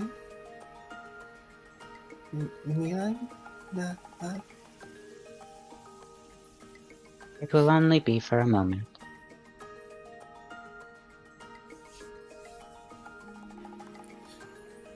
I just have the image in my head of liar sweating nervously as they let Rida in. I just want to talk to him. Talk to him. Jocelyn is currently there, straightening himself out.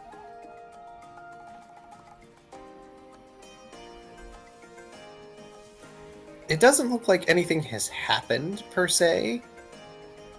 More so like he's trying to make his clothes that he slept in look nice.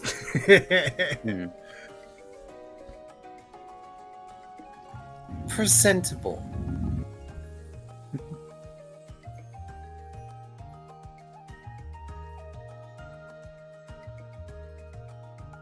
Hello, Jocelyn. Jocelyn jumps nearly a foot off the floor. Hello, Miss. Hello, Ryder. We promised we weren't trying to sleep in or anything. Why, of course. They gave me a bit much of the painkillers yesterday when I went to the hospital and helped Taco. They probably told you the whole thing. Yes, I'm quite aware of your conundrum. I can feel my arms again. And he holds his arms out. Wonderful. May I have a word with you in private? Jocelyn nervously looking over at Liar. Liar looking back apologetically as they slip out of the room.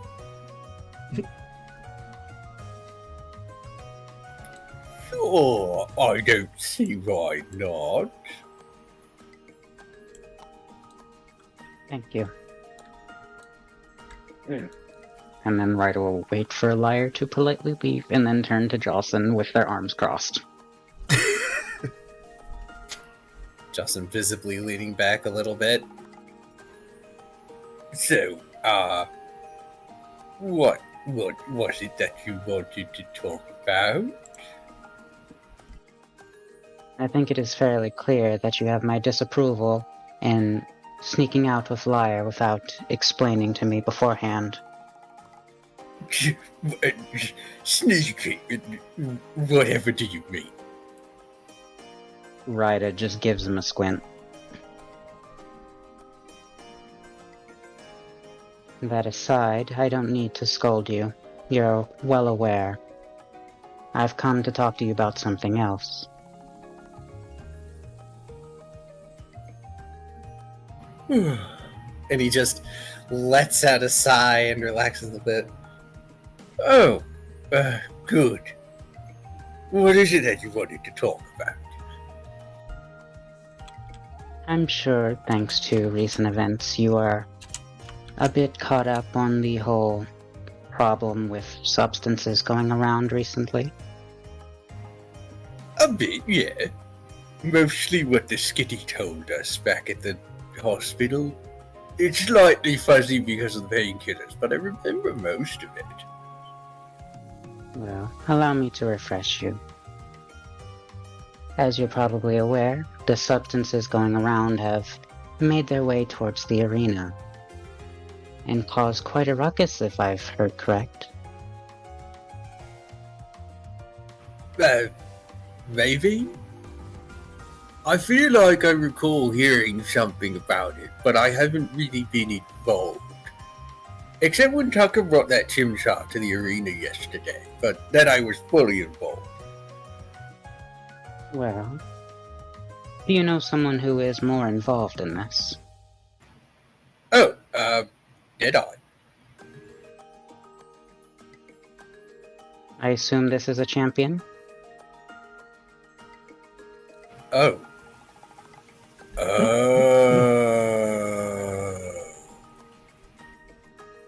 I'm so used to everyone knowing who Deadeye is. This feels very weird.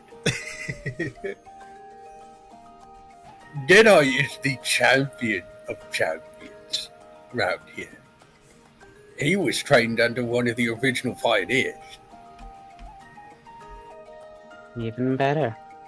Well, I would like you to relay to Deadeye that we have located the organization that are dealing out these substances. Well, I can do that. Assuming I can find him. He's kind of been all over lately. Whenever he decides to attend to such, it is up to him. I'm simply relaying information to you to tell him.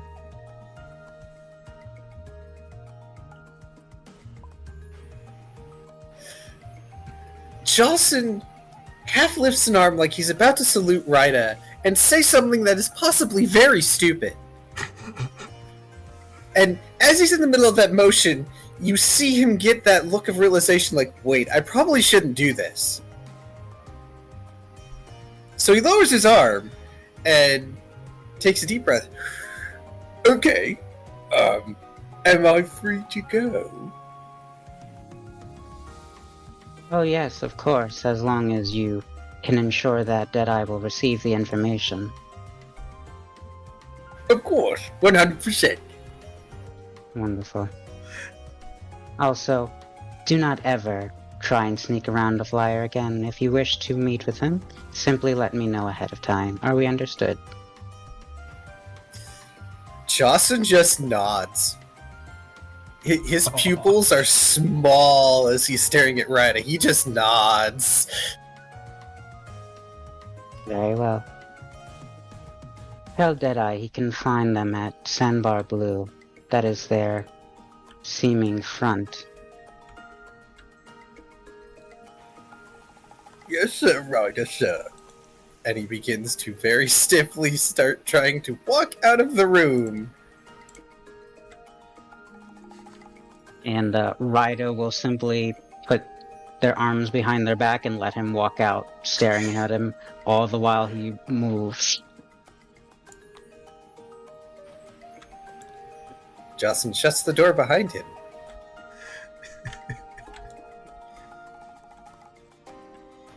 Ryder doesn't see it, but Jocelyn and Lyre have a very small kiss.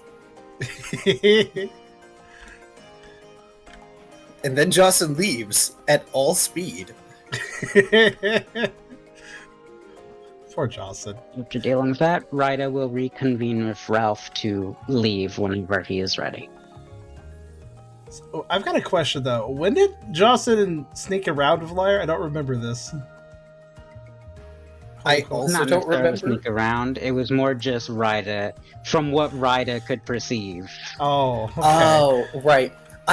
Because my brain is like, wait, did that happen? That sounds like a thing that happened.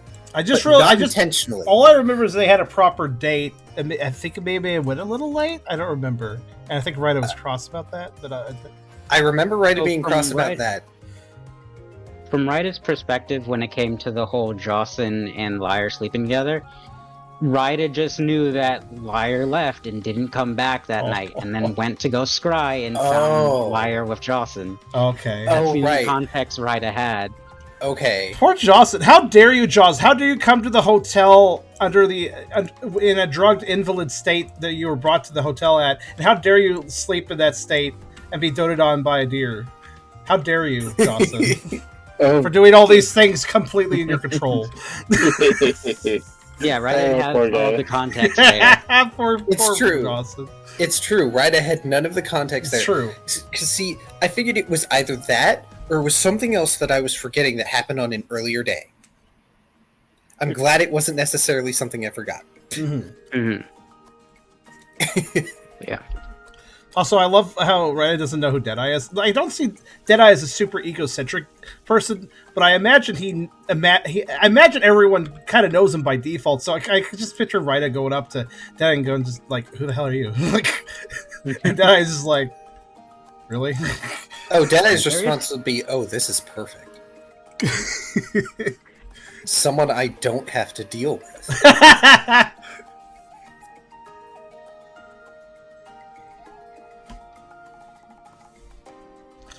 So confusing. Yes. Yeah, he's an he himself is an unreliable narrator to himself because he was so out of it. So, yeah. Yeah. Well, now this situation will probably be dealt with even if we don't deal with it right away. Maybe. Maybe. Well, you mean Deadeye gained relay of the information? Yep. Mm-hmm. Yeah, that's fair. As I smile and stare at Kyrio's profile pic. What? I still don't get this. That's okay, you don't have to. Right. Is Ralph doing anything extra? I don't believe so. Okay. I think he's steeled himself. He's ready to see what Sandy Bar Blue has to offer.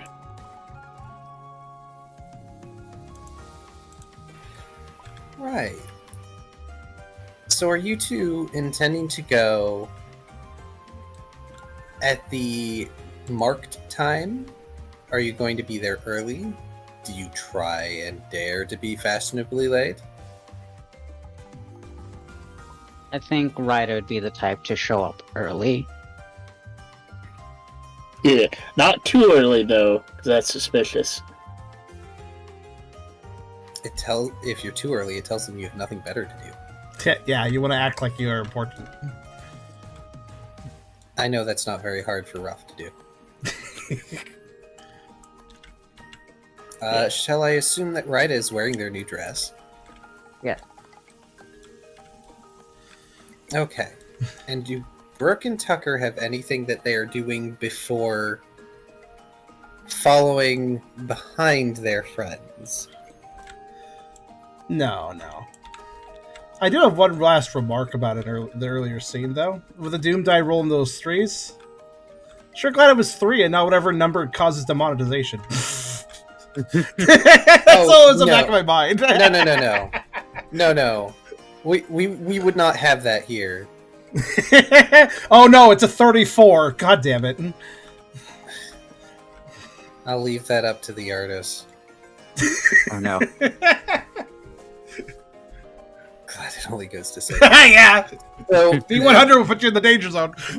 Do you want to know what a 6 would have been? Yes. Sure, why not? Ryda would have walked in on Lyre and Jocelyn having a kiss. Aw. Okay. It's probably That's good sweet. that didn't happen, honestly. It's like, what degree of bad for Jocelyn is this going to be? Gas pan holding.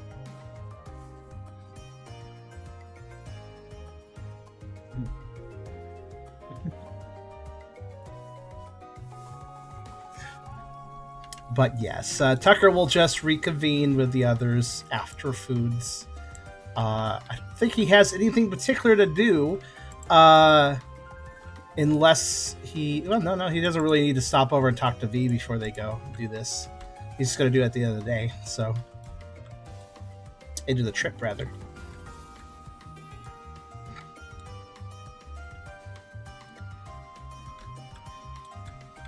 Like, if this takes a bit, he maybe should talk to B, but by that point, it's probably going to be a bit in the thick of it, so it doesn't really matter.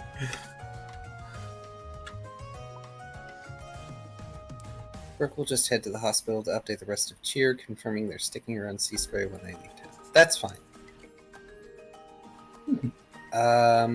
Brooke will have gotten the address for Sandbar Blue, so even if Tucker does not follow Brooke and instead follows Ralph and Ryda, Brooke would be able to get to Sandbar Blue just fine.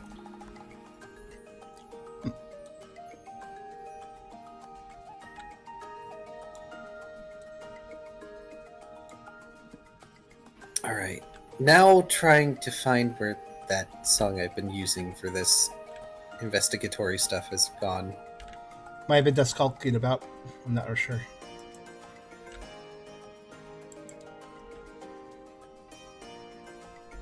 I meant which list it's in. Oh, It's in Events 1.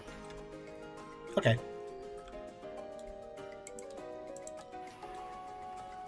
Was it that song, though? I couldn't remember. No, it is not.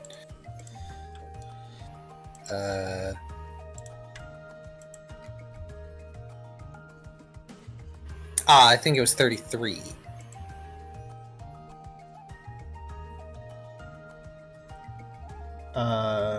If it's one... Okay, if it's two by accident.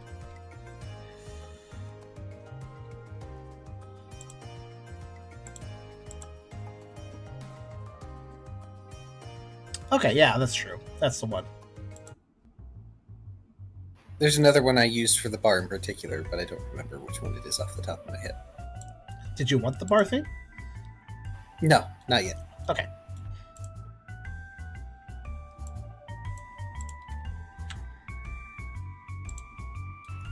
Was Tucker going with Brooke or not?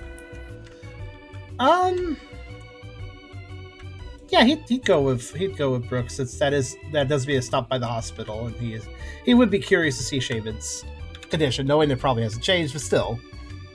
Yay! Don't. Disconnect. Yay! Why? What did I do wrong? Existed. I don't know. That's the same. Oh no, I'm table saving. Fuck you. Like I was in the middle of doing that, and everybody disconnected me. Oh, No, you my will not gosh. stop me. Anyway, Ralph and Brooke are going to be able to check in on the shaman. Hatterene has been hard at work. There hasn't been a whole lot of huge progress in the past few days.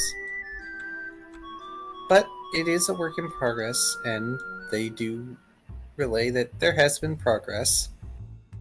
And it's also been helpful to have company like Riley and Lizard around. They go get non-hospital food. Ooh, fancy. And also generally, which may sound surprising coming from Hatterene, given the two Pokemon that they're dealing with, they've been pleasant to be around. As in, not triggering Hatterene's issue. We're speaking of Riley and Lizard. Yes. Yeah, that's good. Riley's got a bit more peace of mind these days.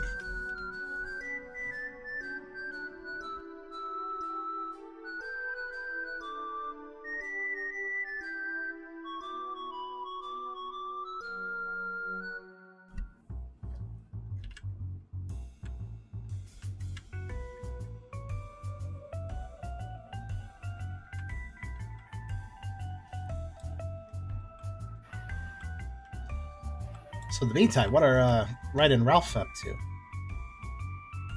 Sorry, I was restarting TTS. You were fine. Yeah, I think we'll head over there. We'll show up like a little bit. Did you guys have any like last minute like plans between yourselves of how to conduct and stuff that you were going to discuss? I don't have anything particular in mind. Okay. I think As- we talked about everything we needed Just to. kind of go with what happens at this point. Yeah, as we're approaching, like, okay, so they think you're the brains, so maybe you should do more of the decision making. We really got them full of that in that department, don't we?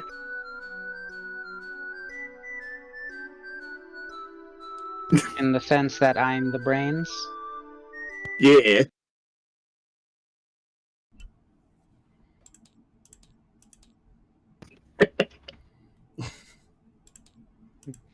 Ryda is contemplating how to take that statement.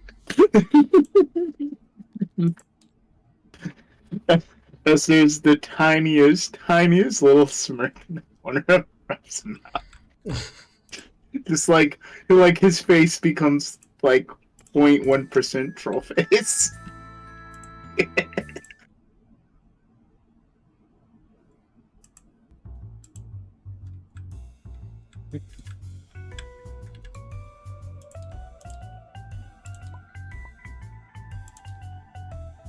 Table follow died, by the way, like completely Yeah. again. So I just restarted it. You should be able to join now.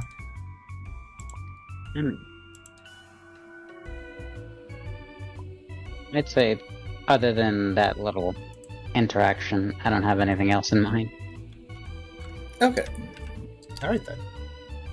Also, again, as a note, we don't usually have this many technical issues anymore. So I mean, it's been like a good year and a half since it's been this much of a little jerk. on a I wonder if Wednesday. Steam is getting more traffic being Valentine's Day. Everyone's playing duos together. It is a holiday, Yeah. Drew.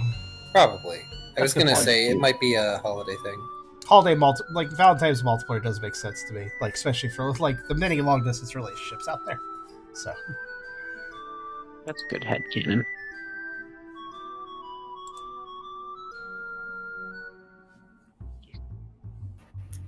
But in any case, Mhm. Ralph and Rida, you make it into Sandbar Blue a bit early for your appointment.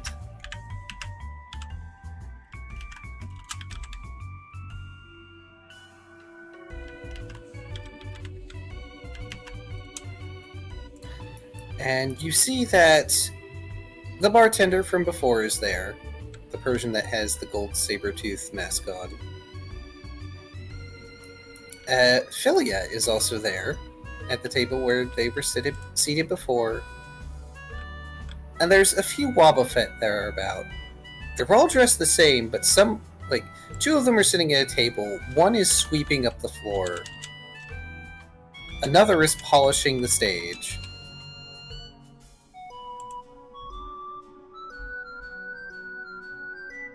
So they're doing various things.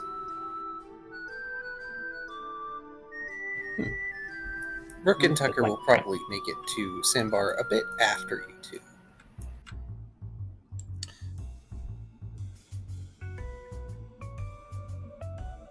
When they're out in public after the hospital, Rook will tell Tucker he's hungry and they should check out a fancy restaurant he heard about and head for Sandbar Blue, being slightly too loud and perhaps a little hammy.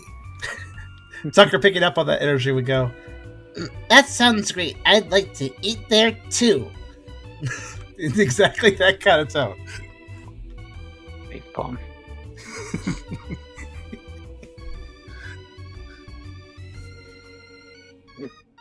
Yes. I suppose we would approach, or at least Ryder would approach the bartender.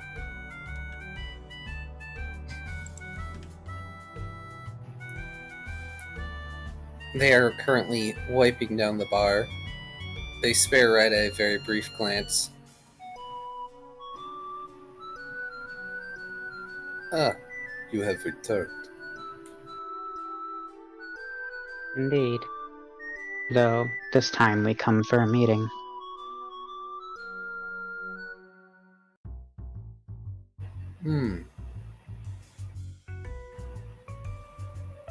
Guild was informed of this. You may wait here until your appointed time. You will enter no sooner. Very well.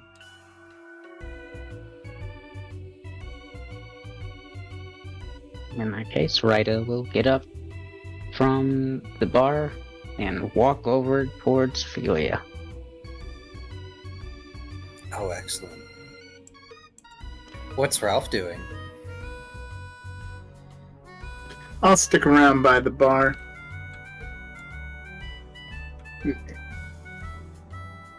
Yeah. Sup. And non-specific idle chit-chat. He may or may not be listening. I don't have anything specific in mind, no quips or jokes. Oh, that's fine. You can try and engage in chit-chat with the bartender. They will give you very terse responses in kind. and will eye you with like side eye the entire time. Okay, you've convinced me. This character was recurring enough. I'll get the Persian model. I was gonna say, don't we have one? Yeah, I just never pulled it out. Do-do-do-do.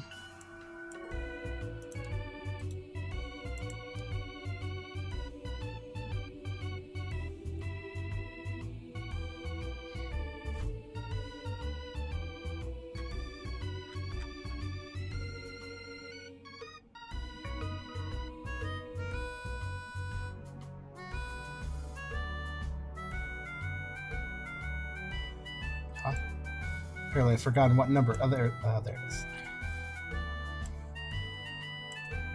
Persian, it was slightly higher Pokedex number than I thought they were.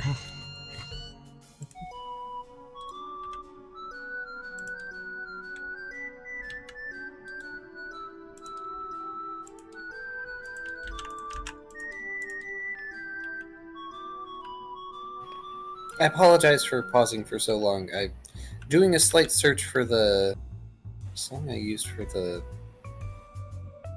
bar. I have a little clue how big purges are now I think about it. I always figured they were around panther sized. 44. 44 inches? Events. Oh. I think it's just events 144. I think you're right. I think I just reused that. Wait, which song are you looking for? I was looking for the bar one. No, you're right. I did reuse the gambit. Wait, what did I just do? Oh, whoops. Fuck. Because for, well, they aren't a part grass type. I can tell you that much. Toothpaste. Did not mean to do that. Oh, goodness, no. Well, look, if we could just alter the color on their face... But Yeah, I know that doesn't I wish. What was their best color, anyways? work. It's gold. Gold. It's a shame we can't edit just a portion. It's technically a glitch, but it's kind of useful sometimes. Gold would look good on them. I just I wanted to know what actually it looked have like. I have pen sketches of them, but I can't reveal them yet. Oh, fair. I'll turn the normal though, since I can't do just the face. That will do. Anyway, Ryder, you approach Philia, who seems to have recently finished a meal of some description. She seems happy to see you. Let's see if I can get this voice right again. Well, if it isn't my friend for the other day. How nice to see you again. What brings you back to this rather expensive establishment? Not here for little old me, are you? As charming as you are, sadly I can't say that is the truth. I'm here on business.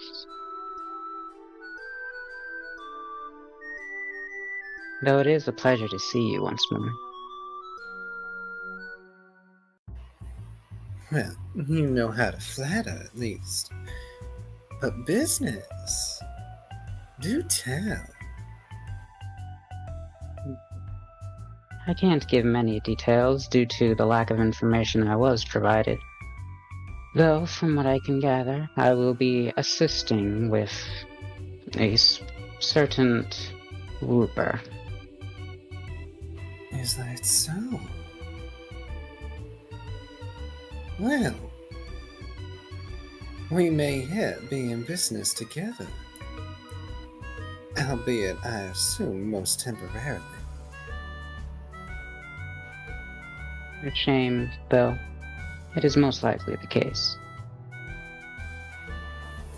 Oh, shame upon shame. But never let it be said, I let talent not pick their own choices. After all, if it's your choice to stop and smell the roses, they smell all the sweeter. Wouldn't you say, Sugar Eye? I quite concur.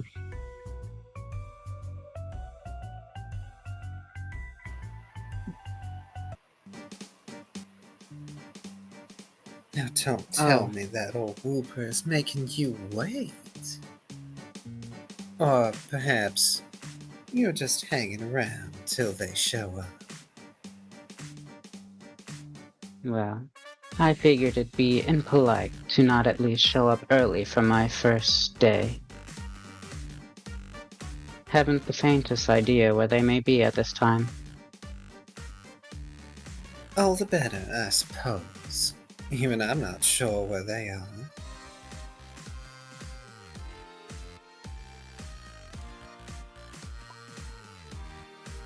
The last I heard, they were seen about retrieving someone. I wonder if that friend in the hospital's finally getting released. A little early for that, wouldn't you say?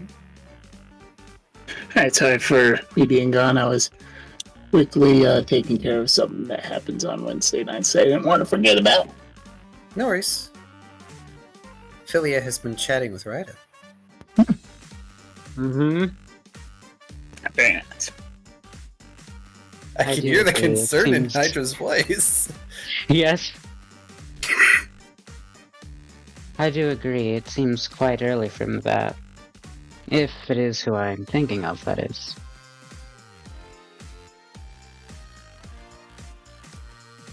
Give me an insight survival alert. It's still at -1.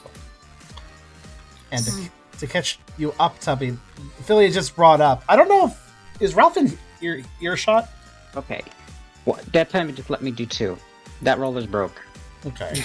Yeah, just keep I- using that one. Is I think Ralph it's in earshot though? just... Ralph is in earshot. Okay, so it's worth noting that Ralph could probably hear the mention of the hospitalized product being released. Yes. So I just I want Tubby to be aware of that because he wasn't there to hear that. Yes. Potentially. Potentially released. So Ryda, you see Philia's expression change ever so slightly, looking a little bit more sly after you respond.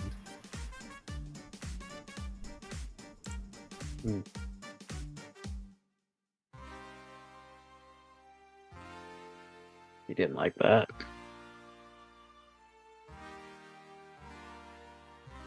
Sit, darling Sugar Eye. Can't have you standing all day. I just finished a meal, but you could always order something here. No matter the hour.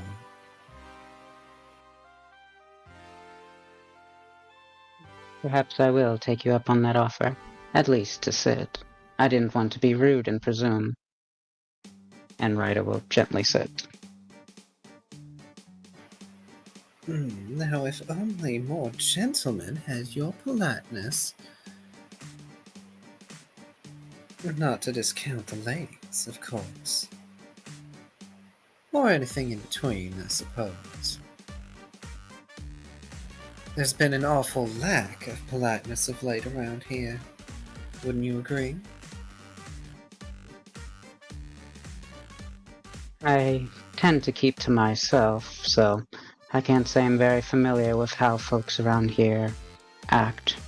I presume they were all as wonderful as you. Well, that's a mighty big presumption. If only the whole world were as nice as I am. There's some nasty poke out there. The biggest shame is how many of those living in these cities and towns think it's the wilds that are the impolite ones. The things I've seen, and she holds one of her bouquet hands in front of her face, partially hiding it from Ryda. It's the so-called civvies that are the most savage.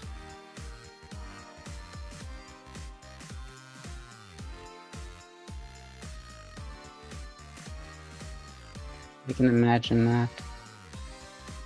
Wild Pokemon, they can be simple and dangerous. However, someone with a bit more intelligence can be much more of a threat. More to their own than to others.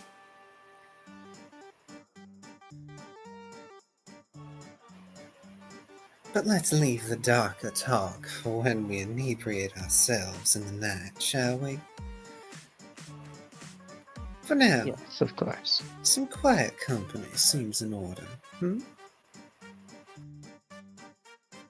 Very well.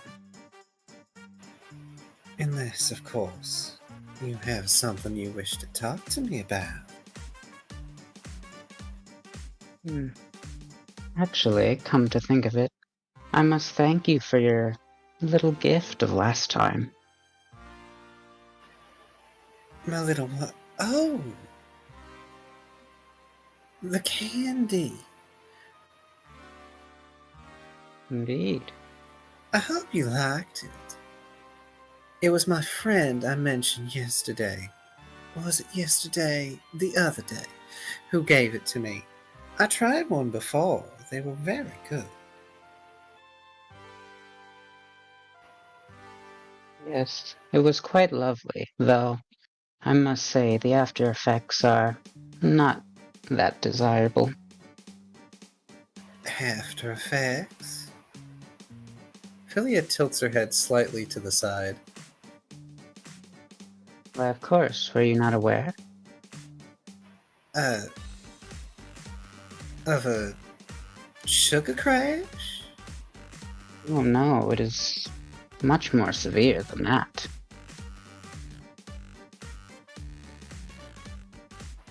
She maintains I'm a very just thankful. confused expression. I'm just thankful I was only gifted one. From what I've seen, consumption of multiple can really have serious damage on a Pokemon.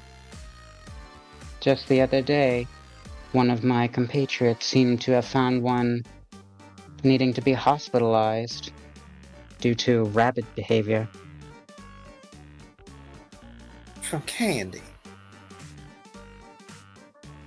Indeed. Philia pulls out her purse and dumps out like 3 other pieces of candy, looks at them with very furrowed, leafy brows, and then looks over at Rida, kinda like she doesn't quite believe you. Incredulousness. Yeah, just Oh. utterly incredulous. May I ask, did your friend inform you what the candies truly are for?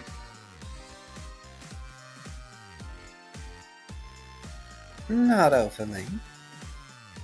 They just said that they were a treat for a fine friend.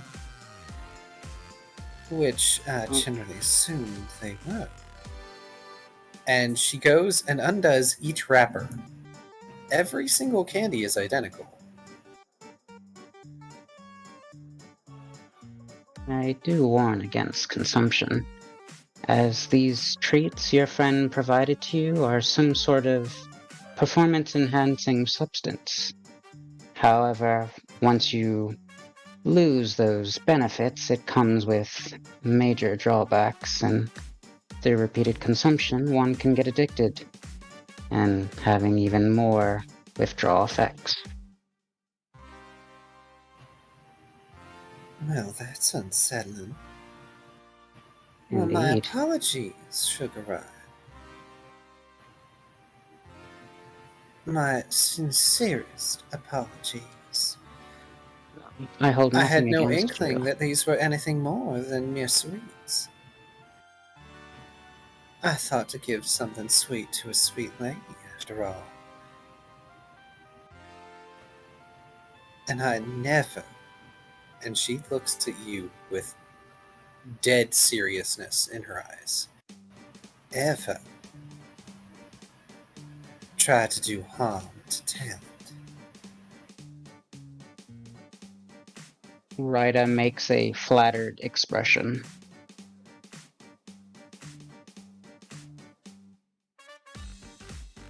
I quite appreciate that and clarification.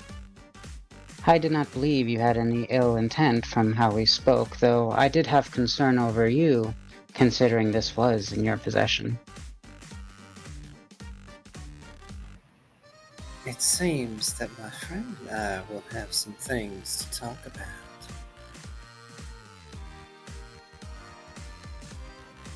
Indeed. I must ask, have you consumed such? Are you feeling alright? Only one or two. But I try to eat sweets very sparingly.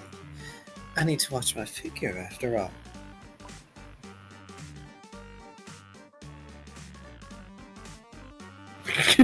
Right, a subtlety is just not saying the word drug. Hey, Ralph. Rawr. The bartender has been staring at Rita for the past 3 minutes or so. I would look back at my partner and back to the bartender. Yeah, she's pretty cute, ain't she? Very talkative. No, I mean, that's what the bar's for, right? You knock back a couple of brewskis, and you blabber. You're familiar with people blabbering, right? You know, when someone comes and you just keep talking and talking and talking. Yeah, that's your job, to sit and pretend you're listening to that. Ain't it?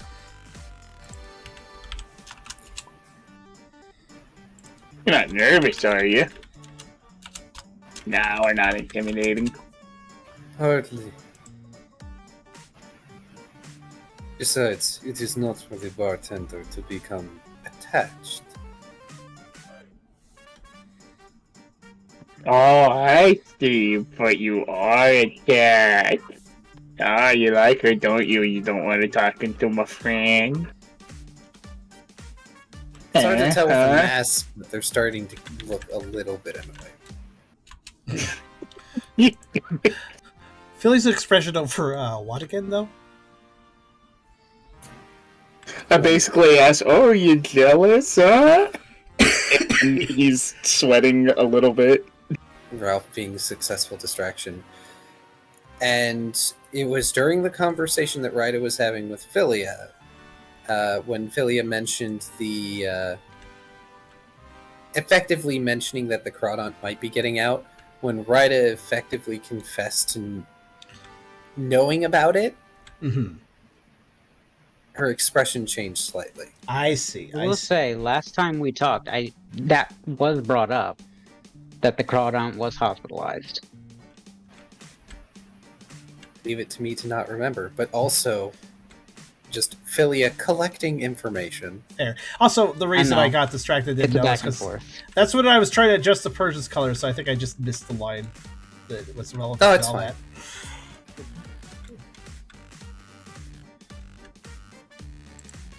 I'm aware it's a back and forth. However, it's around this time that Brooke and Tucker should be able to arrive. The chats have been long enough.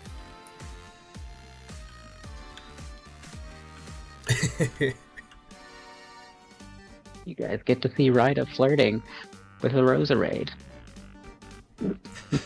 I'm just like picturing. I don't think Tucker would actually do this because he's gonna not try to be super obvious. But I'm just imagining Tucker continues his stilted talk with Brooke, being like, "Oh boy, now we're in here. I can get my favorite food. The food item I like that I've always eaten here." Rita, Philia gets a weird expression as she leans over a little bit to look towards the door. Did someone bring a child here? And of course, the bartender also looks towards the door. And Ralph, you can see through the eye holes in the Saber Skull mask that the Persian's eyes widen. Is that a child? "Oh no." Yeah, bad parents these days. I'm sure they'll be fine. Yeah, they'll be fine. Ryda also looks over confused to like follow along with everyone else. The Persian side-eyes Ralph like, speaking of bad parent.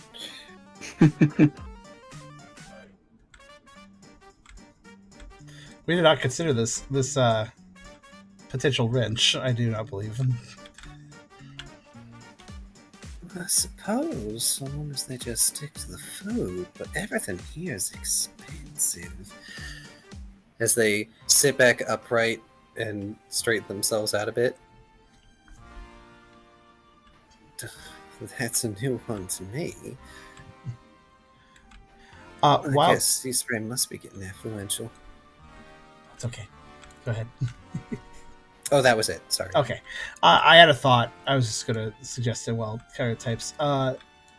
Can Tucker do an insight roll to see that everybody's looking at him? Or is it super obvious? Oh, it is obvious. However, being that you are still kind of child, yeah, go ahead and do an insight survival alert, and I will give you a +2. Just 2 extra dice for you to notice.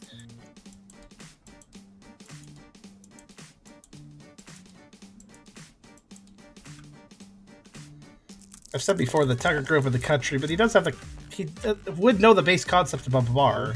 Yeah.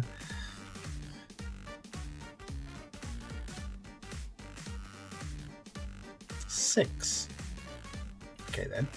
Yeah, it's real obvious everyone is looking at Tucker right now. The bartender, the Roserade, the Wobbuffets, even the musicians that have come out onto the stage now that it's been cleaned are all kind of staring in Tucker's direction like, who the heck brought a kid here? I feel like the answer is, in this situation at least, it appears, Brooke. Also, Kyrio did say, you may have spoken about the Crawdad being hospitalized, but right, a comment that it'd be too soon to release him is tipping the hand a bit that they knew his condition. That's a good point. Just actually. a little. Mhm. It's very small. I don't think it's too small. Philia seems savvy, so... Oh, there goes Beerus. Good night, Beerus. Oh, is he going to bed? I figured it was Maybe another crash. knowing the moth. I mean, that's fair. Preemptive table safe. Tucker will notice all the eyes on him, give a side-eye glance to Brooke, and then just not knowing what else to do, he will just kind of puff up his chest and like get better posture and act more mature. Oh, okay. Give me a beauty contest etiquette. Okay. Wow, the first time I've used the beauty stat. Yeah, I think it's like the first time the Tucker's ever had a roll for beauty.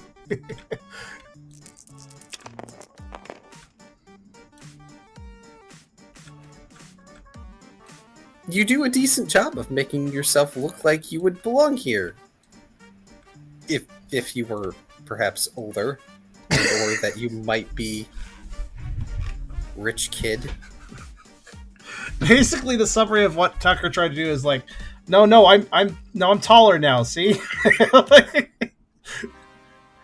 like a kid tried to get on the "you must be this tall to ride." I will project confidence. This is what I think confidence looks like.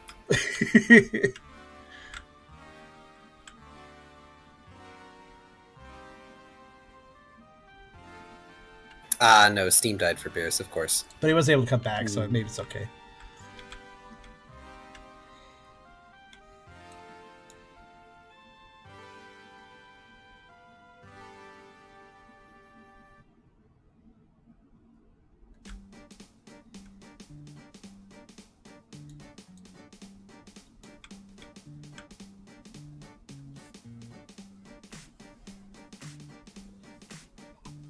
I'm very curious how Brooke will handle this reaction. Probably some like, what are you all staring at? Being loud, obnoxious. Okay. Okay. I don't have to speculate now. Okay, try not to overdo it, Brooke says quietly to Tucker. He looks around with a grin and says, What are you all gawking at? Never seen a champ before? Do we get a table or what? Probably a The better Persian approach. puts their paws on the bar, putting themselves up a bit more. Hey, Ralph, this is actually a fairly big cat. They can easily get eye level with you.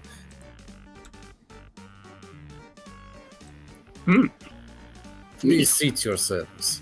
We do not have a host. Had you come at a later hour, more staff would be on hand.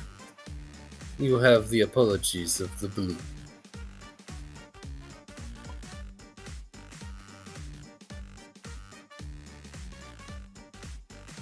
Tucker loosening his posture after hearing Brooke's quiet advice.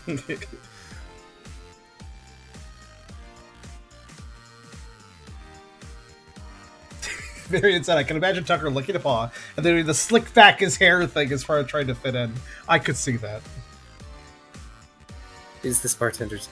I'm trying to replicate the voice as I first did it, because I got told that somebody liked it. It was a good voice.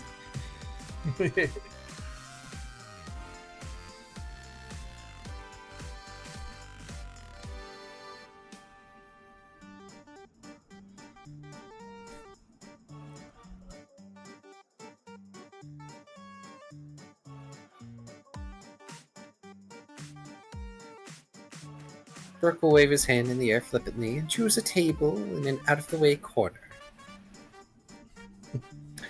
Question is, do you want a corner near the stage or a corner closer to the bar?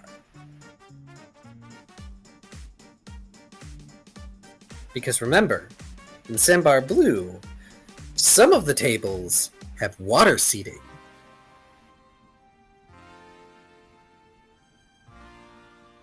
Define that. Like for water types. It's The like- original description of it, there's some tables where a portion of it has just like a pool of water that would be suitable for a water type to be in. Oh, okay.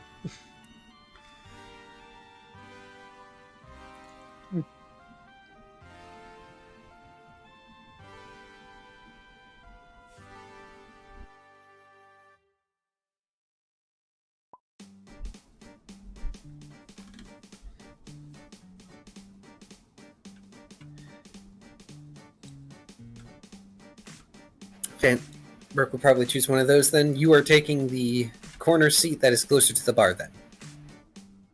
They do not have water seating right up next to the stage for obvious reasons. Yeah, no splash zone.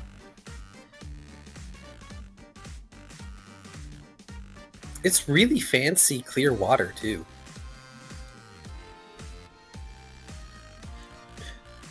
Good old fancy water. Tucker will And- take a adjacent dry seat, I assume, that they're with seating too. Yeah, I was about to say, there is half of the seating is dry. Yeah.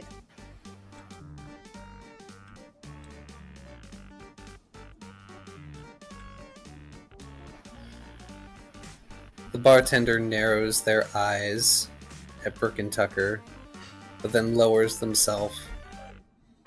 Immediately regrets it because that means they have to deal with Ralph's distraction.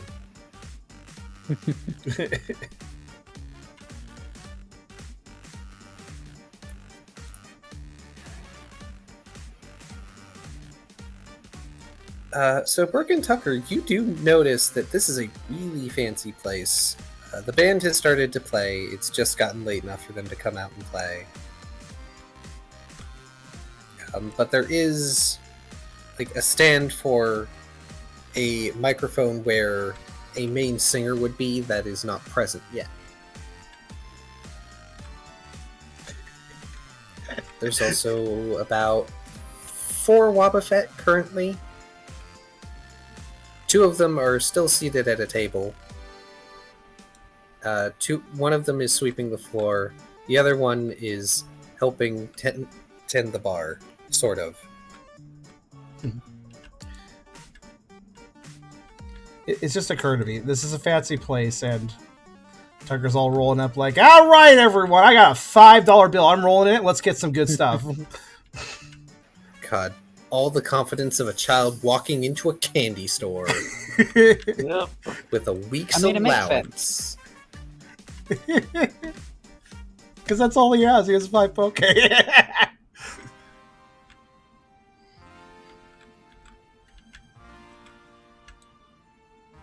The first, perhaps. Well, he shouldn't be ordering. If he orders an alcoholic drink, he'll just get everybody's ire attention again. Yeah, no. Tucker would not get an alcoholic drink. Tucker wouldn't want one, anyways. Brooke will engage Tucker in idle conversation that has nothing to do with anything important and is uninteresting to listen to. This is fine, because we've reached the point where we can fast forward just a little bit.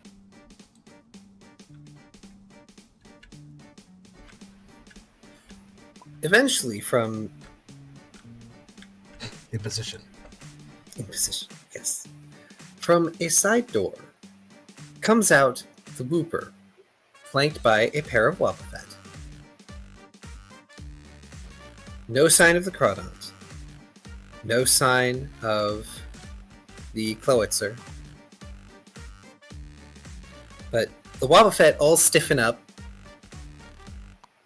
and they will bow their heads to the Wooper as the Wooper passes. Ah, I see that the both of you have become quite comfortable here. Frank? Yes, boss. Please attend to our mutual acquaintance. In the meantime,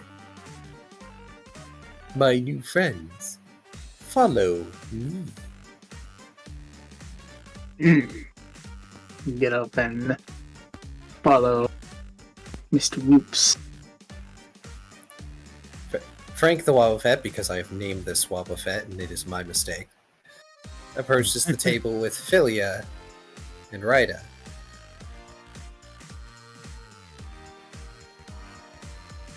The boss humbly requests your presence, Miss Rida.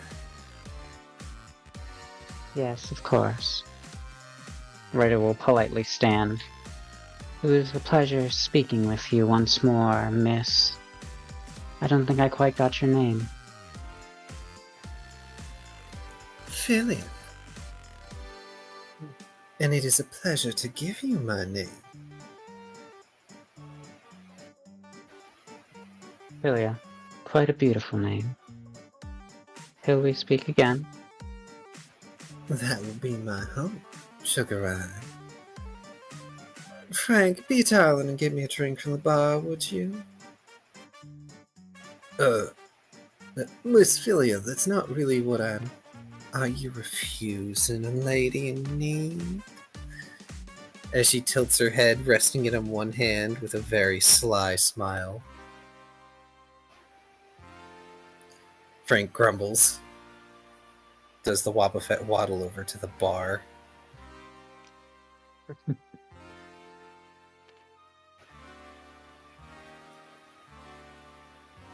And Philia is going to watch as the Wooper, with the remaining Wobbuffet, that I forget if I name them or not, it doesn't matter, takes Ralph and Rida through the side door, deeper into the building.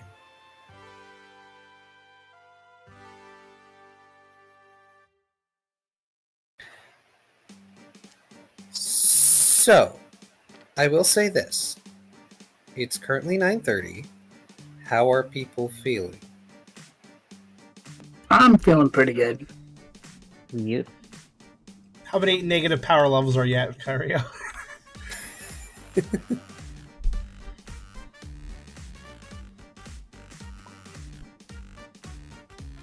Okay. You want to vibe and continue a little bit? Okay. I can vibe and continue a little bit. I wanted to make sure. Oh, right. I can put Justin and Lyre away. Okay. Their interrogation is over.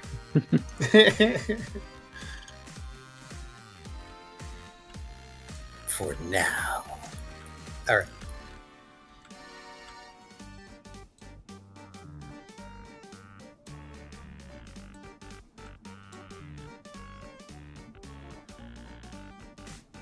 And we can move back to 33. Okay. Because the Rough and Rida scene takes place outside of the music of Sambar Blue. Fair. Let's move things around a bit. Alright, should the other models be put away, or the others going to be relevant for... The others may be relevant later. Just having them prepared would be good. Okay, I'm just going to put them over here. So there's space for everyone else. Like this. But yes, the slightly off-colored Wooper takes you with their Wobbuffet guard that actually stands behind Ralph and Rida as the Wooper takes you all down the hall. Very nice. And down a wide set of carved stone stairs to what appears to be a beautifully designed basement area. The same aesthetic of the upper portion of Sambar Blue is continued below. But this seems more like offices? Ralph, you would get like a vibe of familiarity. It's set up not quite like the modern offices that you are used to, but more like, what is it, the 1920s offices? Yeah, like a typewriter. Yeah. Or maybe pen and paper. Like typewriter or pen and paper, but they're more open, much less efficiently spaced out cubicle walls and things like that.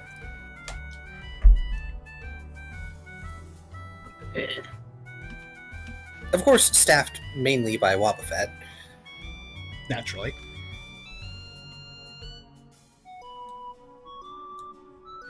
And you are taken to a back office, but you pass by several desks with Wobbuffet that are doing work, and also along the way you note that there are doors on the walls that lead elsewhere.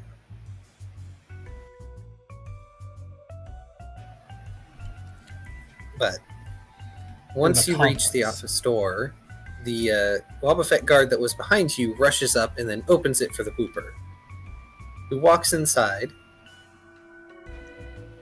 and hops on to a chair that swivels around twice before it settles on facing the both of you. And once you are in the office, the Wobbuffet will shut the door behind you and stand there. Give him a nod, like a good work nod.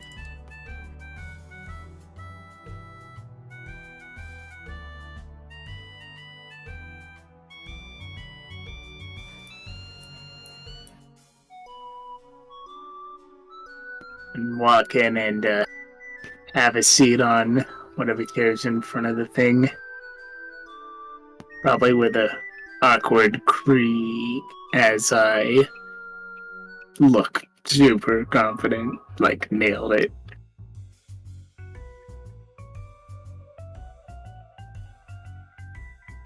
Just kind of walk in and take a seat.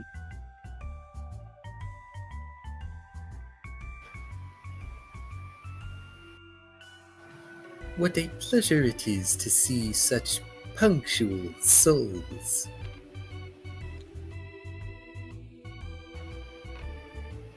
Now then.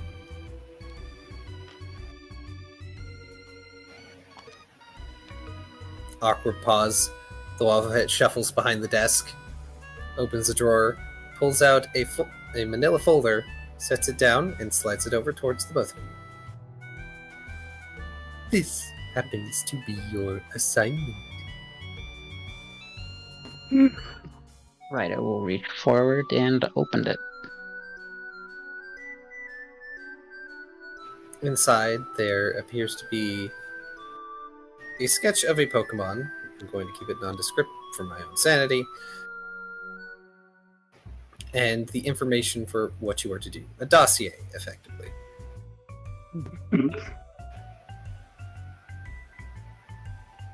We require you to go around and collect late payments.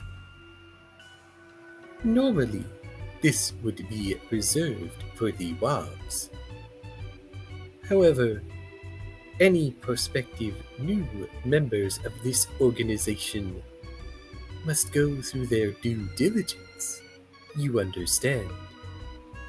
Oh yeah, I can go do some diligence. I take it you understand why it is important that you do this job. Oh yeah, for sure. We gotta show that that we're gonna do what you say, because you're the boss and stuff.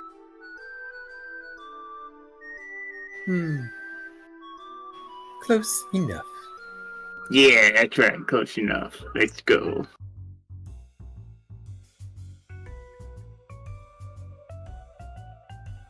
Once you have completed this task, then, and only then, you have a chance at a meeting with the Clodfather. That's an amazing name. Very well. Oh yeah, these late fees are as good as collected. I know I hate late fees. Yeah, you lend someone money and they don't bring it back. It's just the worst. We'll bring it back for years. If, by chance, any of these Pokemon give you guff, do not be afraid to be stern A little with rough. them. Oh, you could have made it rhyme. I could, but I did not. A Rooper always chooses their words carefully, my large friend. Oh, you're my friend too. Put it there. Oh, man, I just realized after I said that. I put my hand out towards the Wooper, then I move it to the Wobbuffet. The Wobbuffet shakes it. Yes. Oh my god. Ryda looks over to Ralph and then just sort of ignores his charade and then back to the Wooper. Is there a deadline we must meet this by? This task should only take you... Wobbuffet leans over and whispers, thank you. 3 hours. All of the establishments are nearby. By the time you are done, we can have a meal prepared for you down in our special dining rooms. Their smile widens just a little bit more in that creepy fashion.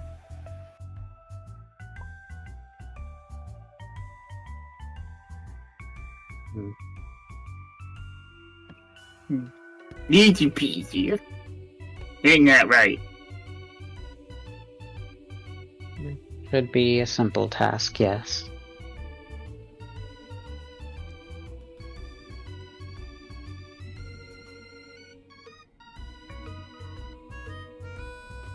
As an aside, the temptation to make my fake persona be Team 4-Star Napa was there. Like it was there. I had to fight it.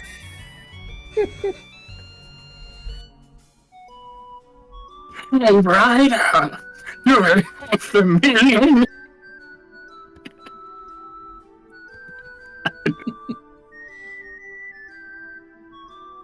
Is there anything else we need to know about this task before we pursue it?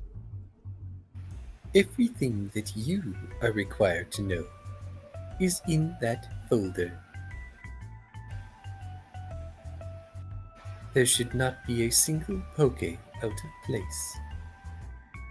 If, perchance, they are unable to pay the full amount, you are very acquainted with our bartering process.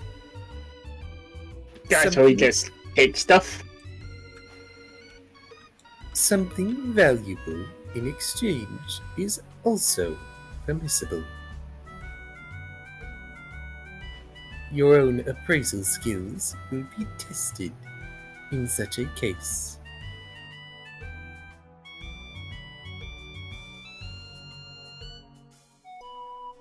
You are And now in the free to situation go. in which they don't have anything to give, Ah. In that case. Their head tilts down very slightly. The Wobbuffet takes a lamp that's at the top of the room and moves it so that the face of the Whooper is in deeper shadow.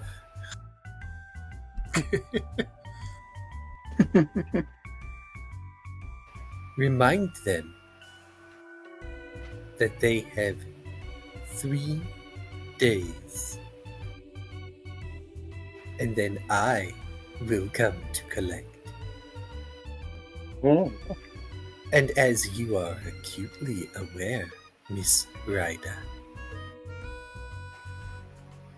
they do not want that. Oh, like this is exciting. It's like we're bad cop and you're badder cop.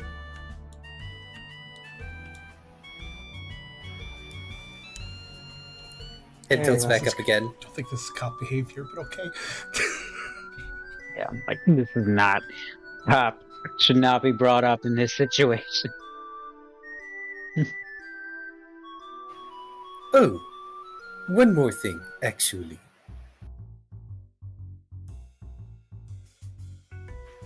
If you happen to come across authorities,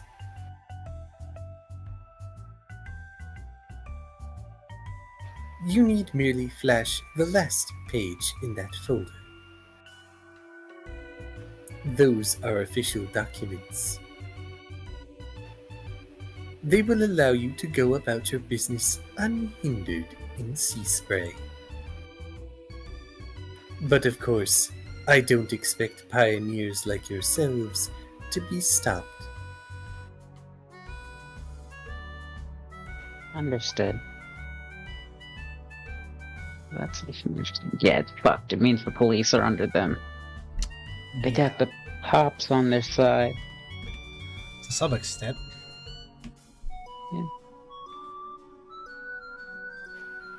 You are now free to go.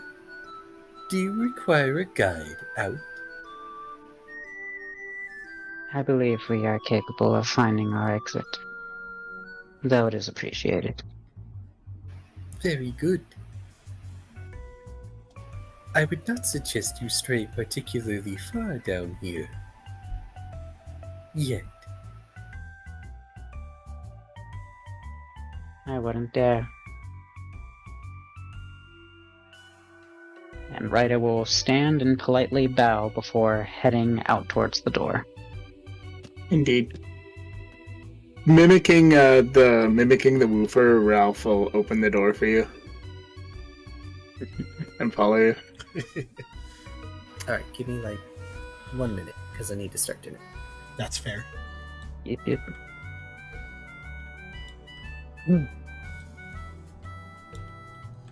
This ain't that bad, honestly.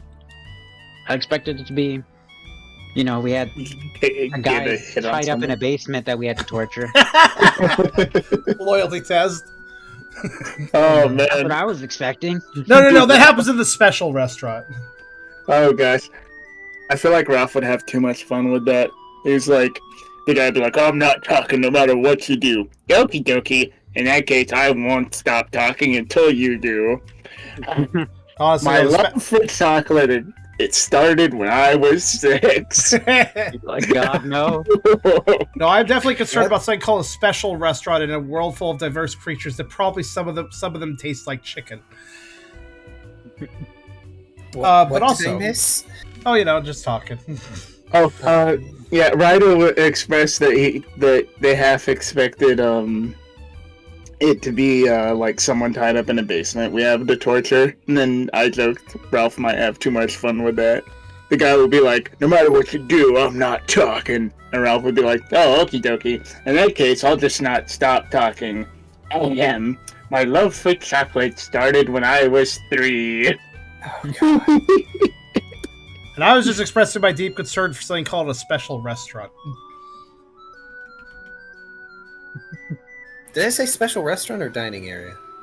Regardless. Okay. I mean, it doesn't necessarily matter. Also, I'm kind of wondering if the moment you get out of there, you're going to like check what that last page is in the folder. But actually, yeah, I was going to ask, are you going to check what's in the folder? Oh yeah, I imagine as we're walking, Wright is looking through the folder to find out what our mission is. So, the last document in that folder is effectively an official license for a loaning organization. A loaning organization, huh? I see. Yeah. So that's the technical loophole. Yeah. They have official dispensation to give out loans and then retrieve said loans after a period of time has elapsed. I see. That makes sense. That actually makes sense. Mm-hmm. That doesn't mean that the rates of interest are kind. No. Yeah, so we have some loan torpedoes. Uh-huh. They got one of those Exactly. dodgy, actual established business, but dodgy one. And I imagine they could leave out what happens after 3 days of their legal documents. Mm-hmm. The Whooper mentioned it was more than one target. Yes, you have 3 targets. They're all local establishments. I don't have anything really set up for them. I figured we would just do some challenge rolls. Sweet, sure. okay. Sounds fair. Do you do anything as you are leaving, aside from look at the folder? Wright is going to be face into folder. If Ralph wants to look around while we're walking, that is up to Ralph. I mean, we took note of stuff on the way in. I was like, walk like, tough. And if any whoopers look at me, I give them like a leering glare, like my own business. I assume you mean Wobbuffets. But Yeah. you get varying reactions depending on the Wobbuffet. Some of them are like, I've seen that shit. Some are like, oh no, I've been noticed by the bosses. Yeah, that's right. I'm tough. I'm big. I outrank you. I can have you demoted to football if I so pleased. Damn. So it sounds like neither of you are really examining these offices, nor any snooping attempts being made, which is probably We're for already the on best. thin ice. Yeah. Yup. Let's not push this. Yeah. Don't want to be like, what's behind this door? Yeah, Plus, yeah. there's a lot of Yeah. wobs around. Now that right? they're doing official espionage, they're being careful.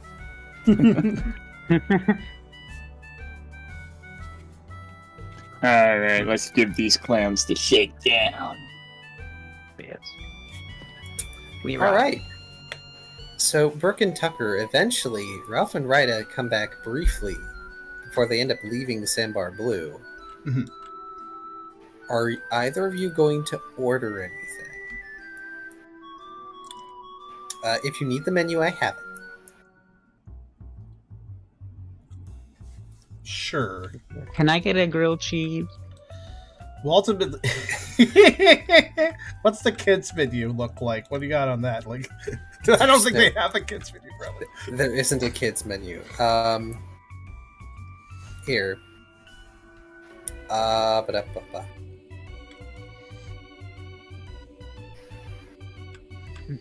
I'll just upload the notepad document in the group chat. Okay. I mean, Tucker's going to go off Brooksley, but Brooke is probably smart enough to not recommend they leave right after those two do, because that's kind of suspicious.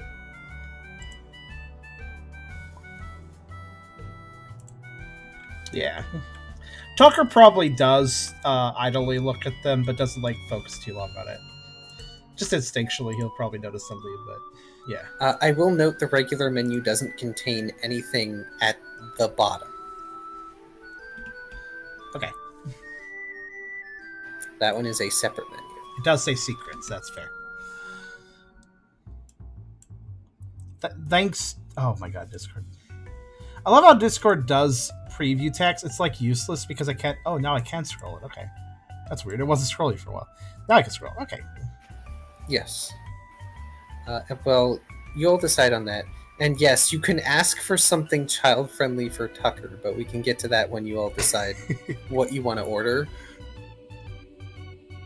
And they do have non-alcoholic drinks, but it's mostly water and lemonade.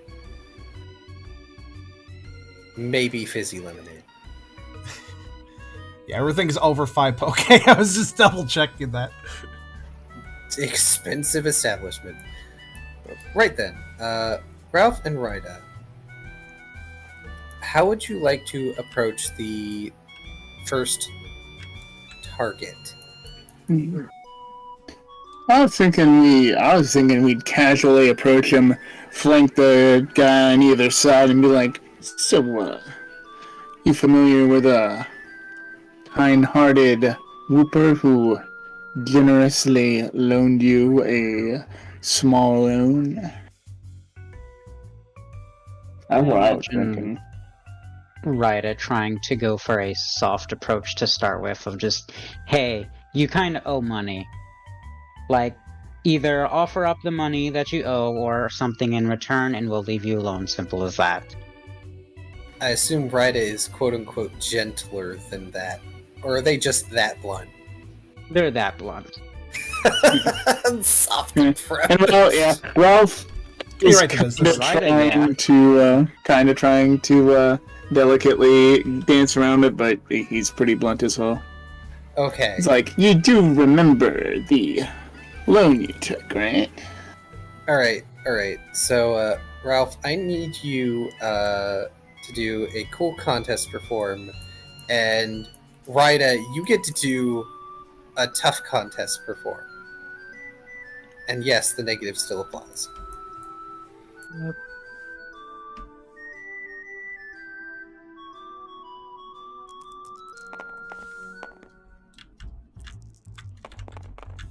Oof. Them ones. 3's pretty average for me, so. It's not bad. And Ralph mentioning the Whooper is kind of enough to sort of scare this one.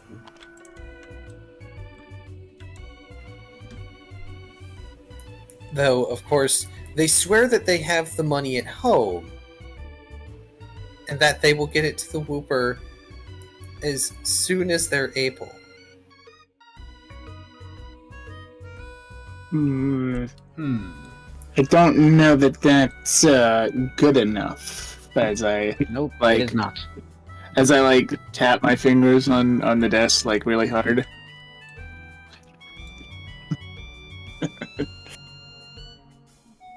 Ralph, guess what you get to do? Ooh, do I get to do an intimidation? Yes, you get to do a tough contest intimidate. And as a reminder, you can use moves creatively if you think that they'll help you. Well, that didn't Well, I'm gonna hat that because this is a really big roll for me. Yeah.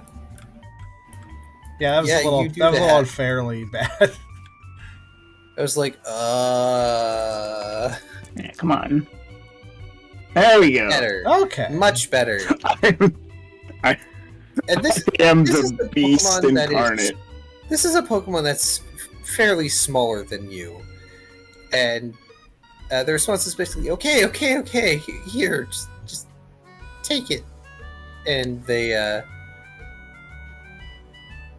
give you Poke from a safe box that they have under their desk. Much obliged. Funny how you found it so quickly. Best of luck with the rest of your day. I tip my hat.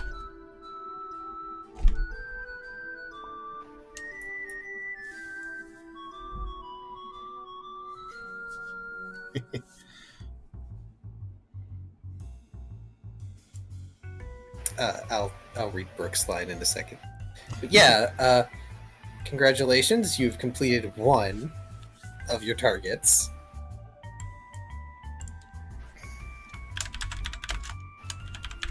Oh boy, it's gonna be hard to forget you two. Oh, but I want to, Kyrio, I want to. I'll be adding to it, so you might want to just read it the string in a bit. Tell me about it. 30 Poke for a fillet of Goldeen? It can be bigger than my fist, Brooke complains. I don't mind paying a premium for good food, but it should at least be satisfying, you know? Brooke avoids making a decision as long as he can. This is a smart thing. Because this place is expensive.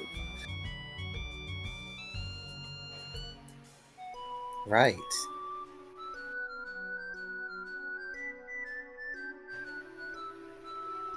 Your next target... Oh, well, I'll do this first. You have $105. You do. You could probably get, like, 2 meals and a fancy drink. Tucker ponders. Oh, wait, you should just do it. You can do this. I should also say at the start of by Tucker going literally to Brooke that he can't buy anything on the menu because he only has 5 Poke and everything costs more than that. That's what prompted Brooke for saying, tell me about it. Tucker then ponders, Maybe we could just split something. Wouldn't be much food, but we can enjoy the flavor of something. Alright, and before I move on to the second target, 1 sec to turn it on my thing.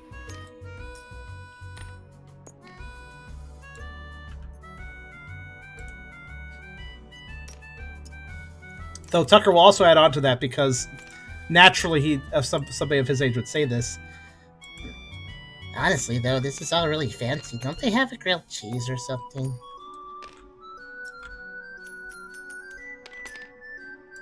I love the sound of the coins clanking together. It is satisfying.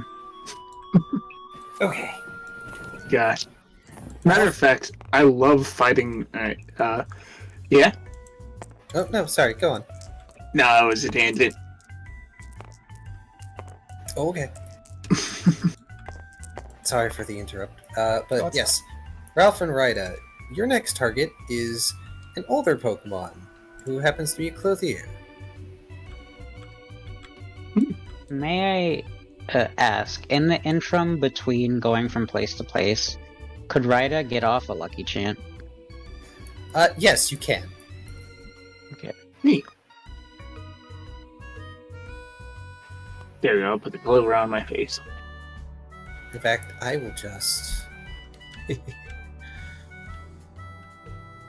Face clover. Good. Oh, I still got my cookie. I like my cookie. I forget what that's from. It was just a random token I made, and then I gave it to you. I'm gonna click the cookie.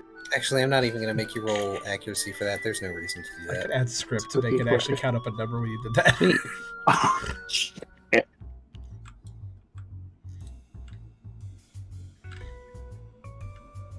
That would be hilarious. It would be kind of. Not so good. Now you. Oh no! Do you have to now? Are you guys now hustling a kindly old grandpa or something? Oh boy. It'll be fine. No, it's a herdier. Okay. Oh, okay. A herdier clothier. I mean, Hardira could be somebody's kindly old grandpa too. It's very grandpa's kind of face they have. I heard, dear, that you were a closier. Is that true? Can I help you? Yes, you can. To get straight to the point, you are indebted to someone and we have come to collect. Oh. Is that all? Indeed. After such, we will be on our way.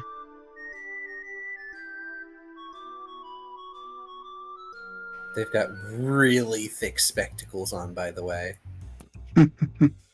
Nice.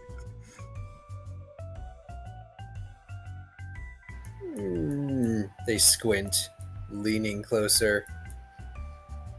You don't smell like the wobs.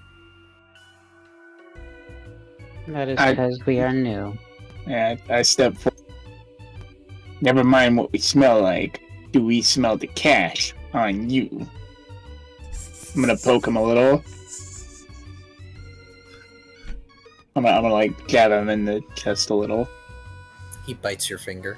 I'm gonna try and fake like it didn't hurt. Well, if you needn't be so harsh, simple conversation will do. Ralph, by the way, take 1 damage. Ralph is going to be at 100% on like the tough scale for every single one of these. Oh yes, dear. Like the next one's just like, oh yes, dear. Let me hand this over to you. Yeah, that's right. Like, it's just like, Yeah, that's right. Like, You no matter how better. willing they are. That's right. You better. Sonny, I have been around the block more times than you've been alive. Ah, so you know how this goes. Maybe.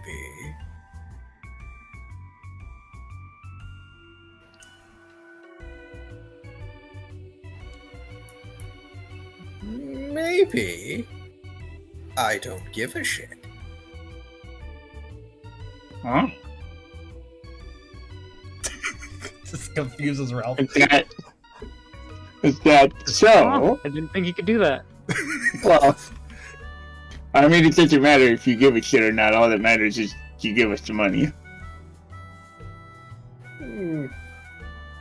No, I think I won't. Okie dokie, let's see. Is there like a cash register in front of him? What are you gonna do? Nope. You are currently talking to the herdier in the middle of their clothier shop. Can I try something? It has Sure. a very low likelihood of working. What is it? So remember the alternative use of hypnosis I mentioned? Oh, the suggestiveness purpose? Yes. Go for it. Okay, insight contest lore -5 dice. Oh boy, this is gonna suck. Also, I feel like the problem here isn't that he's not willing to pay, but he doesn't believe you're actually working for the loan agency, basically. Ding ding ding ding ding. Hmm. That's still a success. Yay! Alright, Ryda, what are you doing? Essentially, my suggestion is for him to trust that we are part of the Wobsters and are here to collect. I love that. We are the wobs you're looking for. Pretty much. Yeah, the herdier squints, looks between the two of you.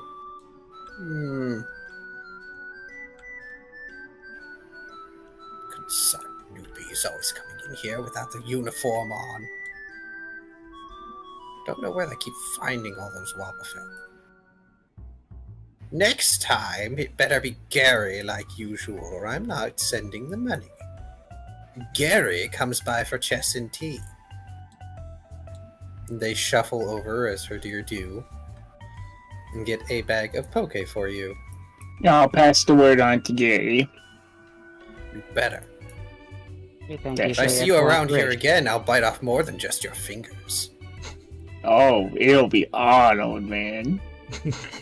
But not right now, I'm busy. But if you want, I'll come back and fight you later. Alright, see ya. I'm imagining as Ralph walks away, he's like, "You wanna go, whippersnapper? I'll go. I'll go." One of those old combative old men, yeah. Also, sounds like Gary has a chill time of his job. Collect some dues, all chill, play some chess. Like, it's just, sounds like a good time. As Ryder leaves, they just sort of mutter under their breath towards her ear. Apologies for him. He is not the brightest. Oh, he's not the brightest lamping on the street, is he? Not the tastiest muffin in the bunch? I like this guy. I've got more. Come back when you want a beating. Verbally. And Ryder's That sounds like fun. Alright, I'll have to take a rain check though, and I leave. I follow Ryder. Yo, Ryder was much more elegant than my idea.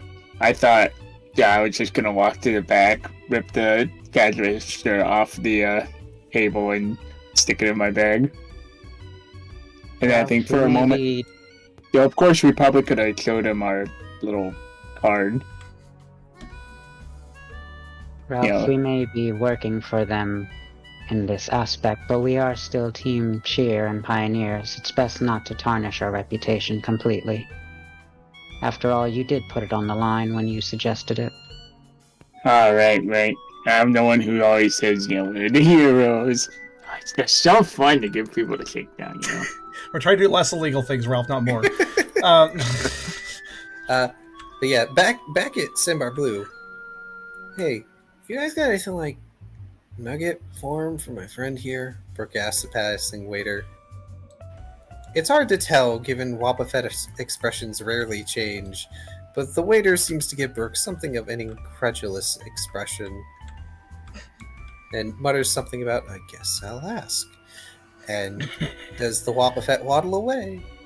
Waddle, waddle, waddle. Tucker seems Next appreciative of Brooks' inquiry.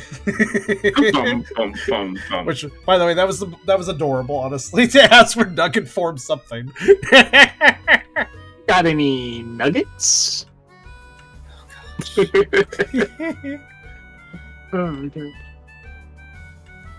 Alright, who's our last target? Also, let's remember we can show them the thingy to prove, we're official. Yes. And your third target...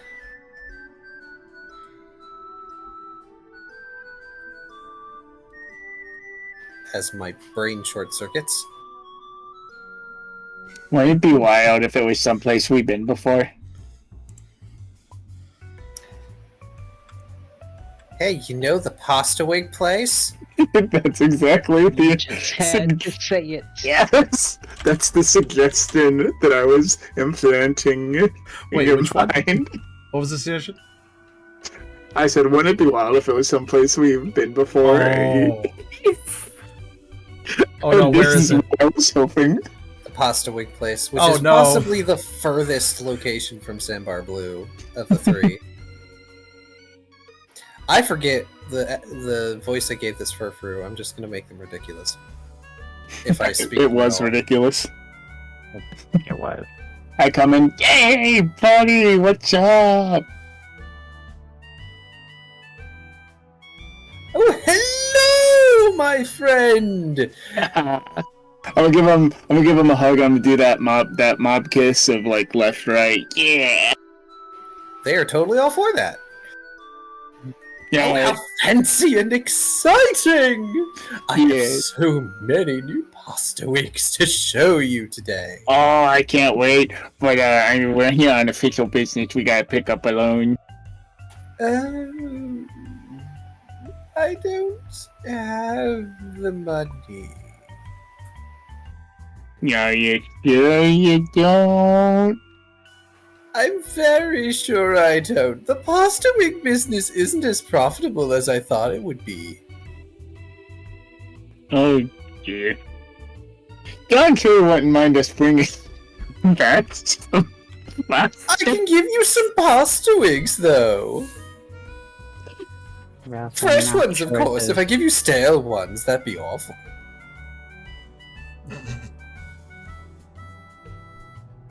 Have you ever had a stale pasta wig? Oh my gosh, It they're sounds way terrible. too chewy. And the sauce is all cold. How much does this one owe? As I fiddle through my wallet. lot. I'm like fiddling. Is it more than 6 and 67? Rida, this Pokemon owes over 1,000 Poke. Well then. It's a lot of spaghetti. Seems we've come to the part where we have to rough someone up. Well, this guy makes pasta wigs. Now you're all non-aggressive. Look, if we don't get it though, you know, the Roope will be here, so you got something that's maybe worth 1,000 pokers. I only really have my pasta wigs, but I think you could see in the shop. Maybe I have something? For your sake, we better hope so. Yeah, I'll take I a didn't look. think I was paying back the whole loan today. I was only supposed to give him 100. Do you have 100? No. Interest, Ralph. Interest.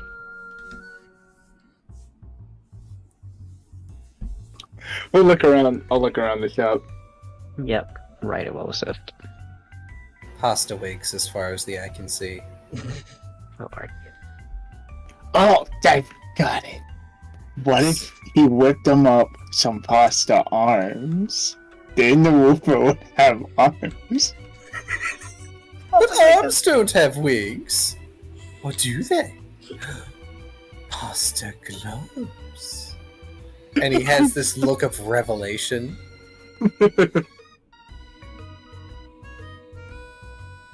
He's gonna have little doggy sockies you can buy for your dogs, but it's pasta soon.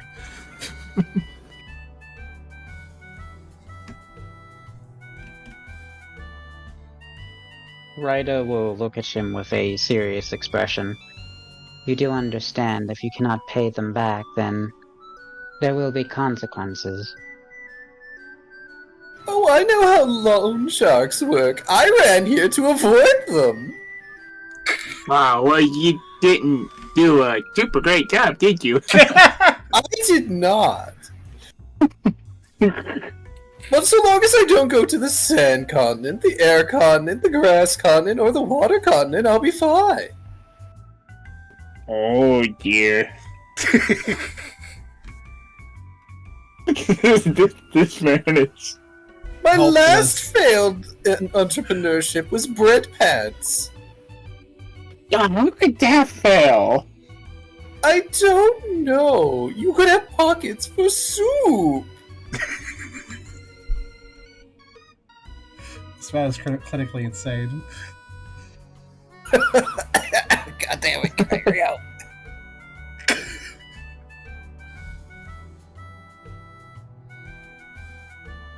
Ralph, may I have a word with you over here for a moment? Yeah, sure. Well, it's great. Yes, this guy clearly has nothing of worth. And so, you know what we must do.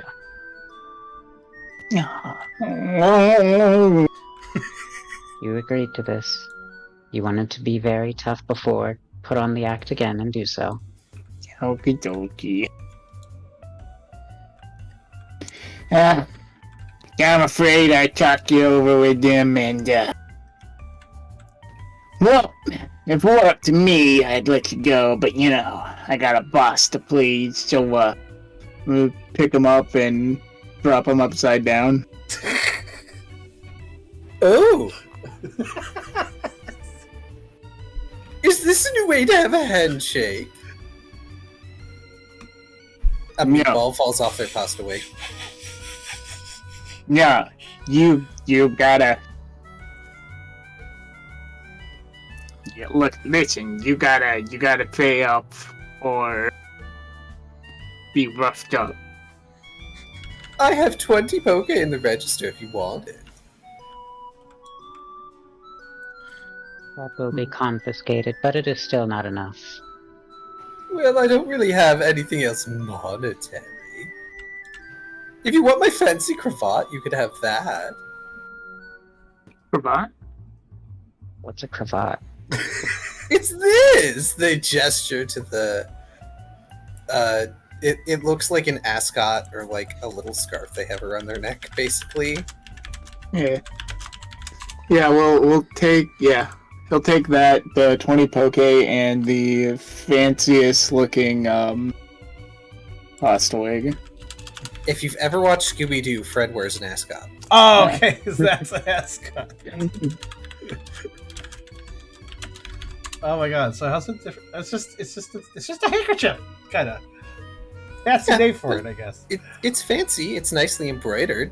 Okay. It's like a fancy. I'm gonna lean down and whisper to him, oh, and if anyone asks, we beat you up real good. Oh, of course. I know how this is supposed to work. Yeah, like we really gave you a wallop. Oh, wait, here. And they just they shake their they sit up on their hind legs and they shake their forelegs until their cuffs and cufflinks come off. Those cufflinks are solid gold. They'll probably worth something. My man. Oh, well, congratulations. They're not gonna come smash your store. They literally did pasta noodly arms in order to get the cuffs off. Alright. Yeah, so we take the cuffs. He can probably keep his he can probably keep his 20 poke and his scarf. We better confiscate it just to be sure. Knowing these guys, they're going to be stingy, especially with this kind of guy and their business. Best not to be short, rather be over the estimated amount. Pasta making equipment costs a lot of money usually. Do you want a pasta wig? I will pass. Yeah, I do.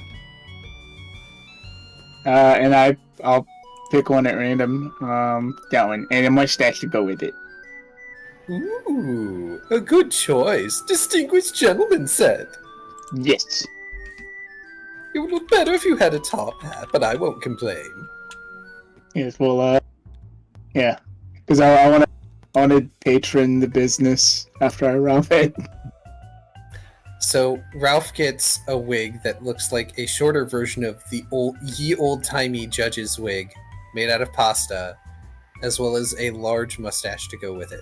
Very nice. Your hat refuses to be soiled by the pasta wig. Right. Your hat is unsoilable. Yeah. However much it costs, I give him 30. So we leave him with a little more than we came. Oh no, he gave it to you for free. Nah, I give him 30 anyway because I want his business to succeed. Okay. It's a shame that Ralph had to rough up somebody who he shares a kinship in ultra-pearlness and. Yeah. Alright, I think that does it. Let's head back. My new What's the facial hair? You two are heading back. And back in Sambar Blue, you think clam chowder has onions in it? I hate onions. Burke continues to waste time. Tucker kind of rambles. They're okay on burgers. I wonder if they have burgers. Bananas are good too, but not with onions. This is a hilarious B-plot. The waiter comes back and they try to explain they don't really have anything that resembles a child menu, but they could probably fry some of the potatoes they have.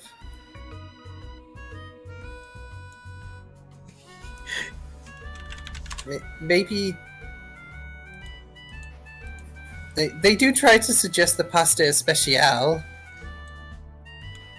since that's the most kid-friendly thing there is.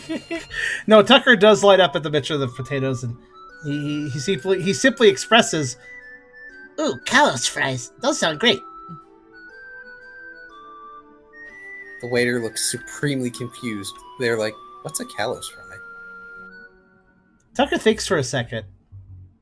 I'm not entirely sure, but I think you're gonna make that if you do that.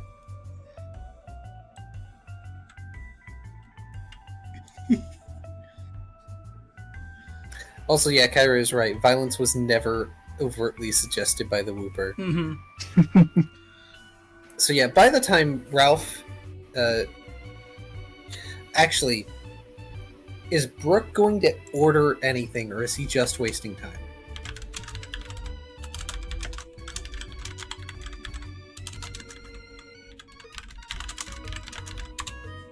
Ooh, I got some pasta that I'll probably jump on after the game.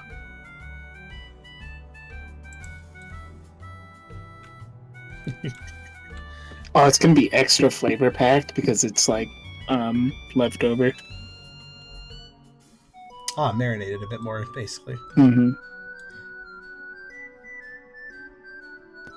It's one of those dishes that just heats up super well. If pressed as to what a kalos is, Tucker would basically go like, I'm not sure where that came from, actually. probably one of those old memories. Oh, I believe it.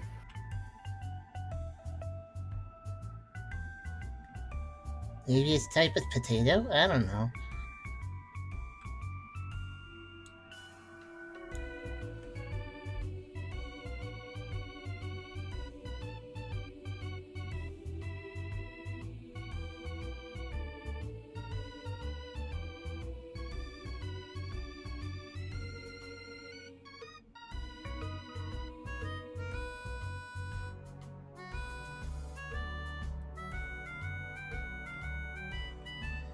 Honestly, Tucker is just happy to be offered something that sounds simple and understandable without having to read the menu several times over.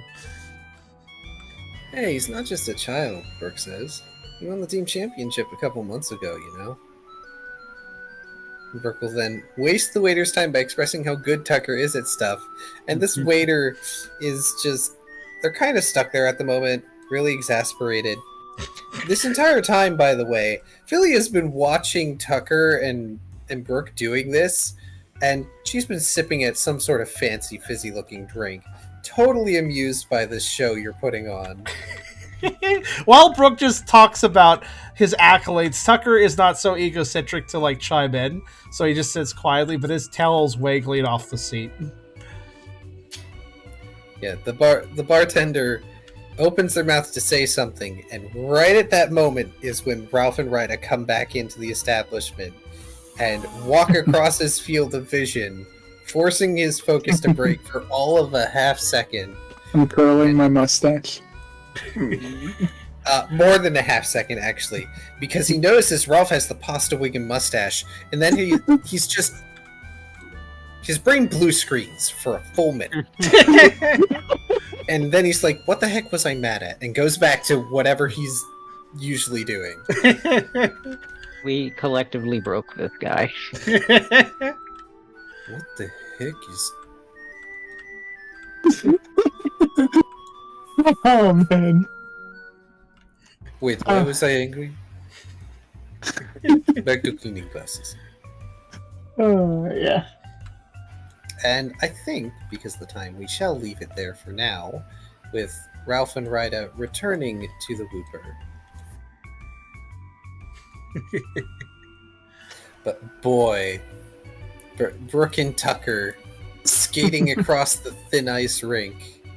The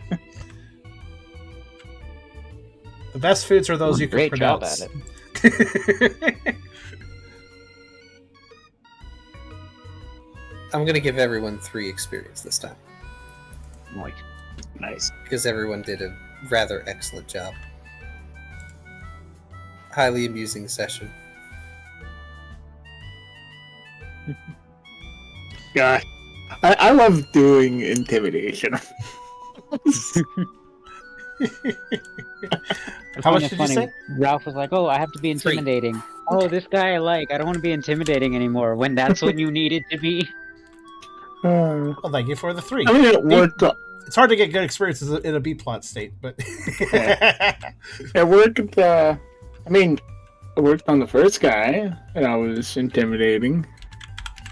Yeah. And he's True. like, "I got it at home," and I'm like, "It's not good enough." Literally, the skill Medicine. challenges were 1 easy, 1 One is just going to be the easily intimidated one. One has to be an old dude who's been around the block and knows what's going on. And then I just failed at coming up with a third one on the fly. And No, then that was better result. Pastawig. No, that's great. He doesn't even get. He's probably not even trying to get the loans, knowing he won't pay them back. He probably has a genuine desire, like, oh, this time when I get this loan, this is gonna work. I'm gonna get all the money back, easy. That Furfru is one over of those and over people. again. He's one of those people The constantly never failing entrepreneur trope. but never ever clues into the fact that he's going to fail again and again. It's almost like this one will So, this one will Almost take off. enviable, that confidence. He's got me promoting it now. so Brooke, you want to know a secret? Usually you don't pay until after. So if you never have to pay... Oh, you're suggesting Brooke dine and dash?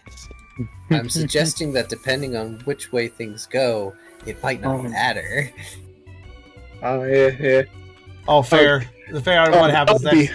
Was everybody able be awkward? Yeah, I was. Able to experience? Okay, just making sure. Yeah, it would be so awkward if they dined and dashed and the Roope was like, we need you to collect for some deadbeats who dined and dashed.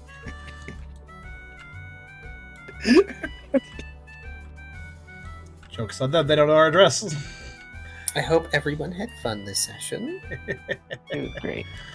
Any questions, comments, concerns? No, I think this went quite well, honestly. Are you happy with how this turned out? Oh, gosh. Yeah, this was nice. I hope everybody has a good night, and I hope everybody is as well feeling well. Like, I'm still a bit mixed, but honestly, what Esther did definitely did help me out a little bit, and of course, playing the Pokerole always does give me a little bit of my spirit back. I gotta be honest with you. It is nice to play this and hang out with you guys. Yeah. The tangent I was gonna go on later when I was talking about flipping these. I love fighting the destroyer in Terraria because it makes a ding ding ding ding ding ding sound the whole time you're fighting it. Oh, I forgot about that, but now that you bring it up, I do remember that. But yeah, so I guess we'll be playing again in a couple weeks, so that'll be a session 121. So that will be an interesting one where we probably have some combat, I imagine, or something. Or maybe not if everything goes really smoothly. We'll see. Yeah. Oh, shoot, we're coming up on 1, 2, 3. Yeah, we are. We're coming up to the little count-up session. Yeah, 1, 2, 3. Liftoff. And by session 1, 2, 3, 4, we'll be out of C-Street. Actually, session 321 would be more the liftoff session. 3, 2, 1, liftoff. If we ever get that far. But in any case, I hope you all had a good night, had a good session. I think we had pretty good attendance today too. I noticed, like, it's been bouncing around, but I think we hit 40 at one point. So thank you for that, guys. But anyways, yeah, you all have a good night. Next session 2 weeks from now, next stream on Friday, and I'll see you guys for one or the other, hopefully both actually. But hope you all have fun, and good night. Bye. For sure. Night.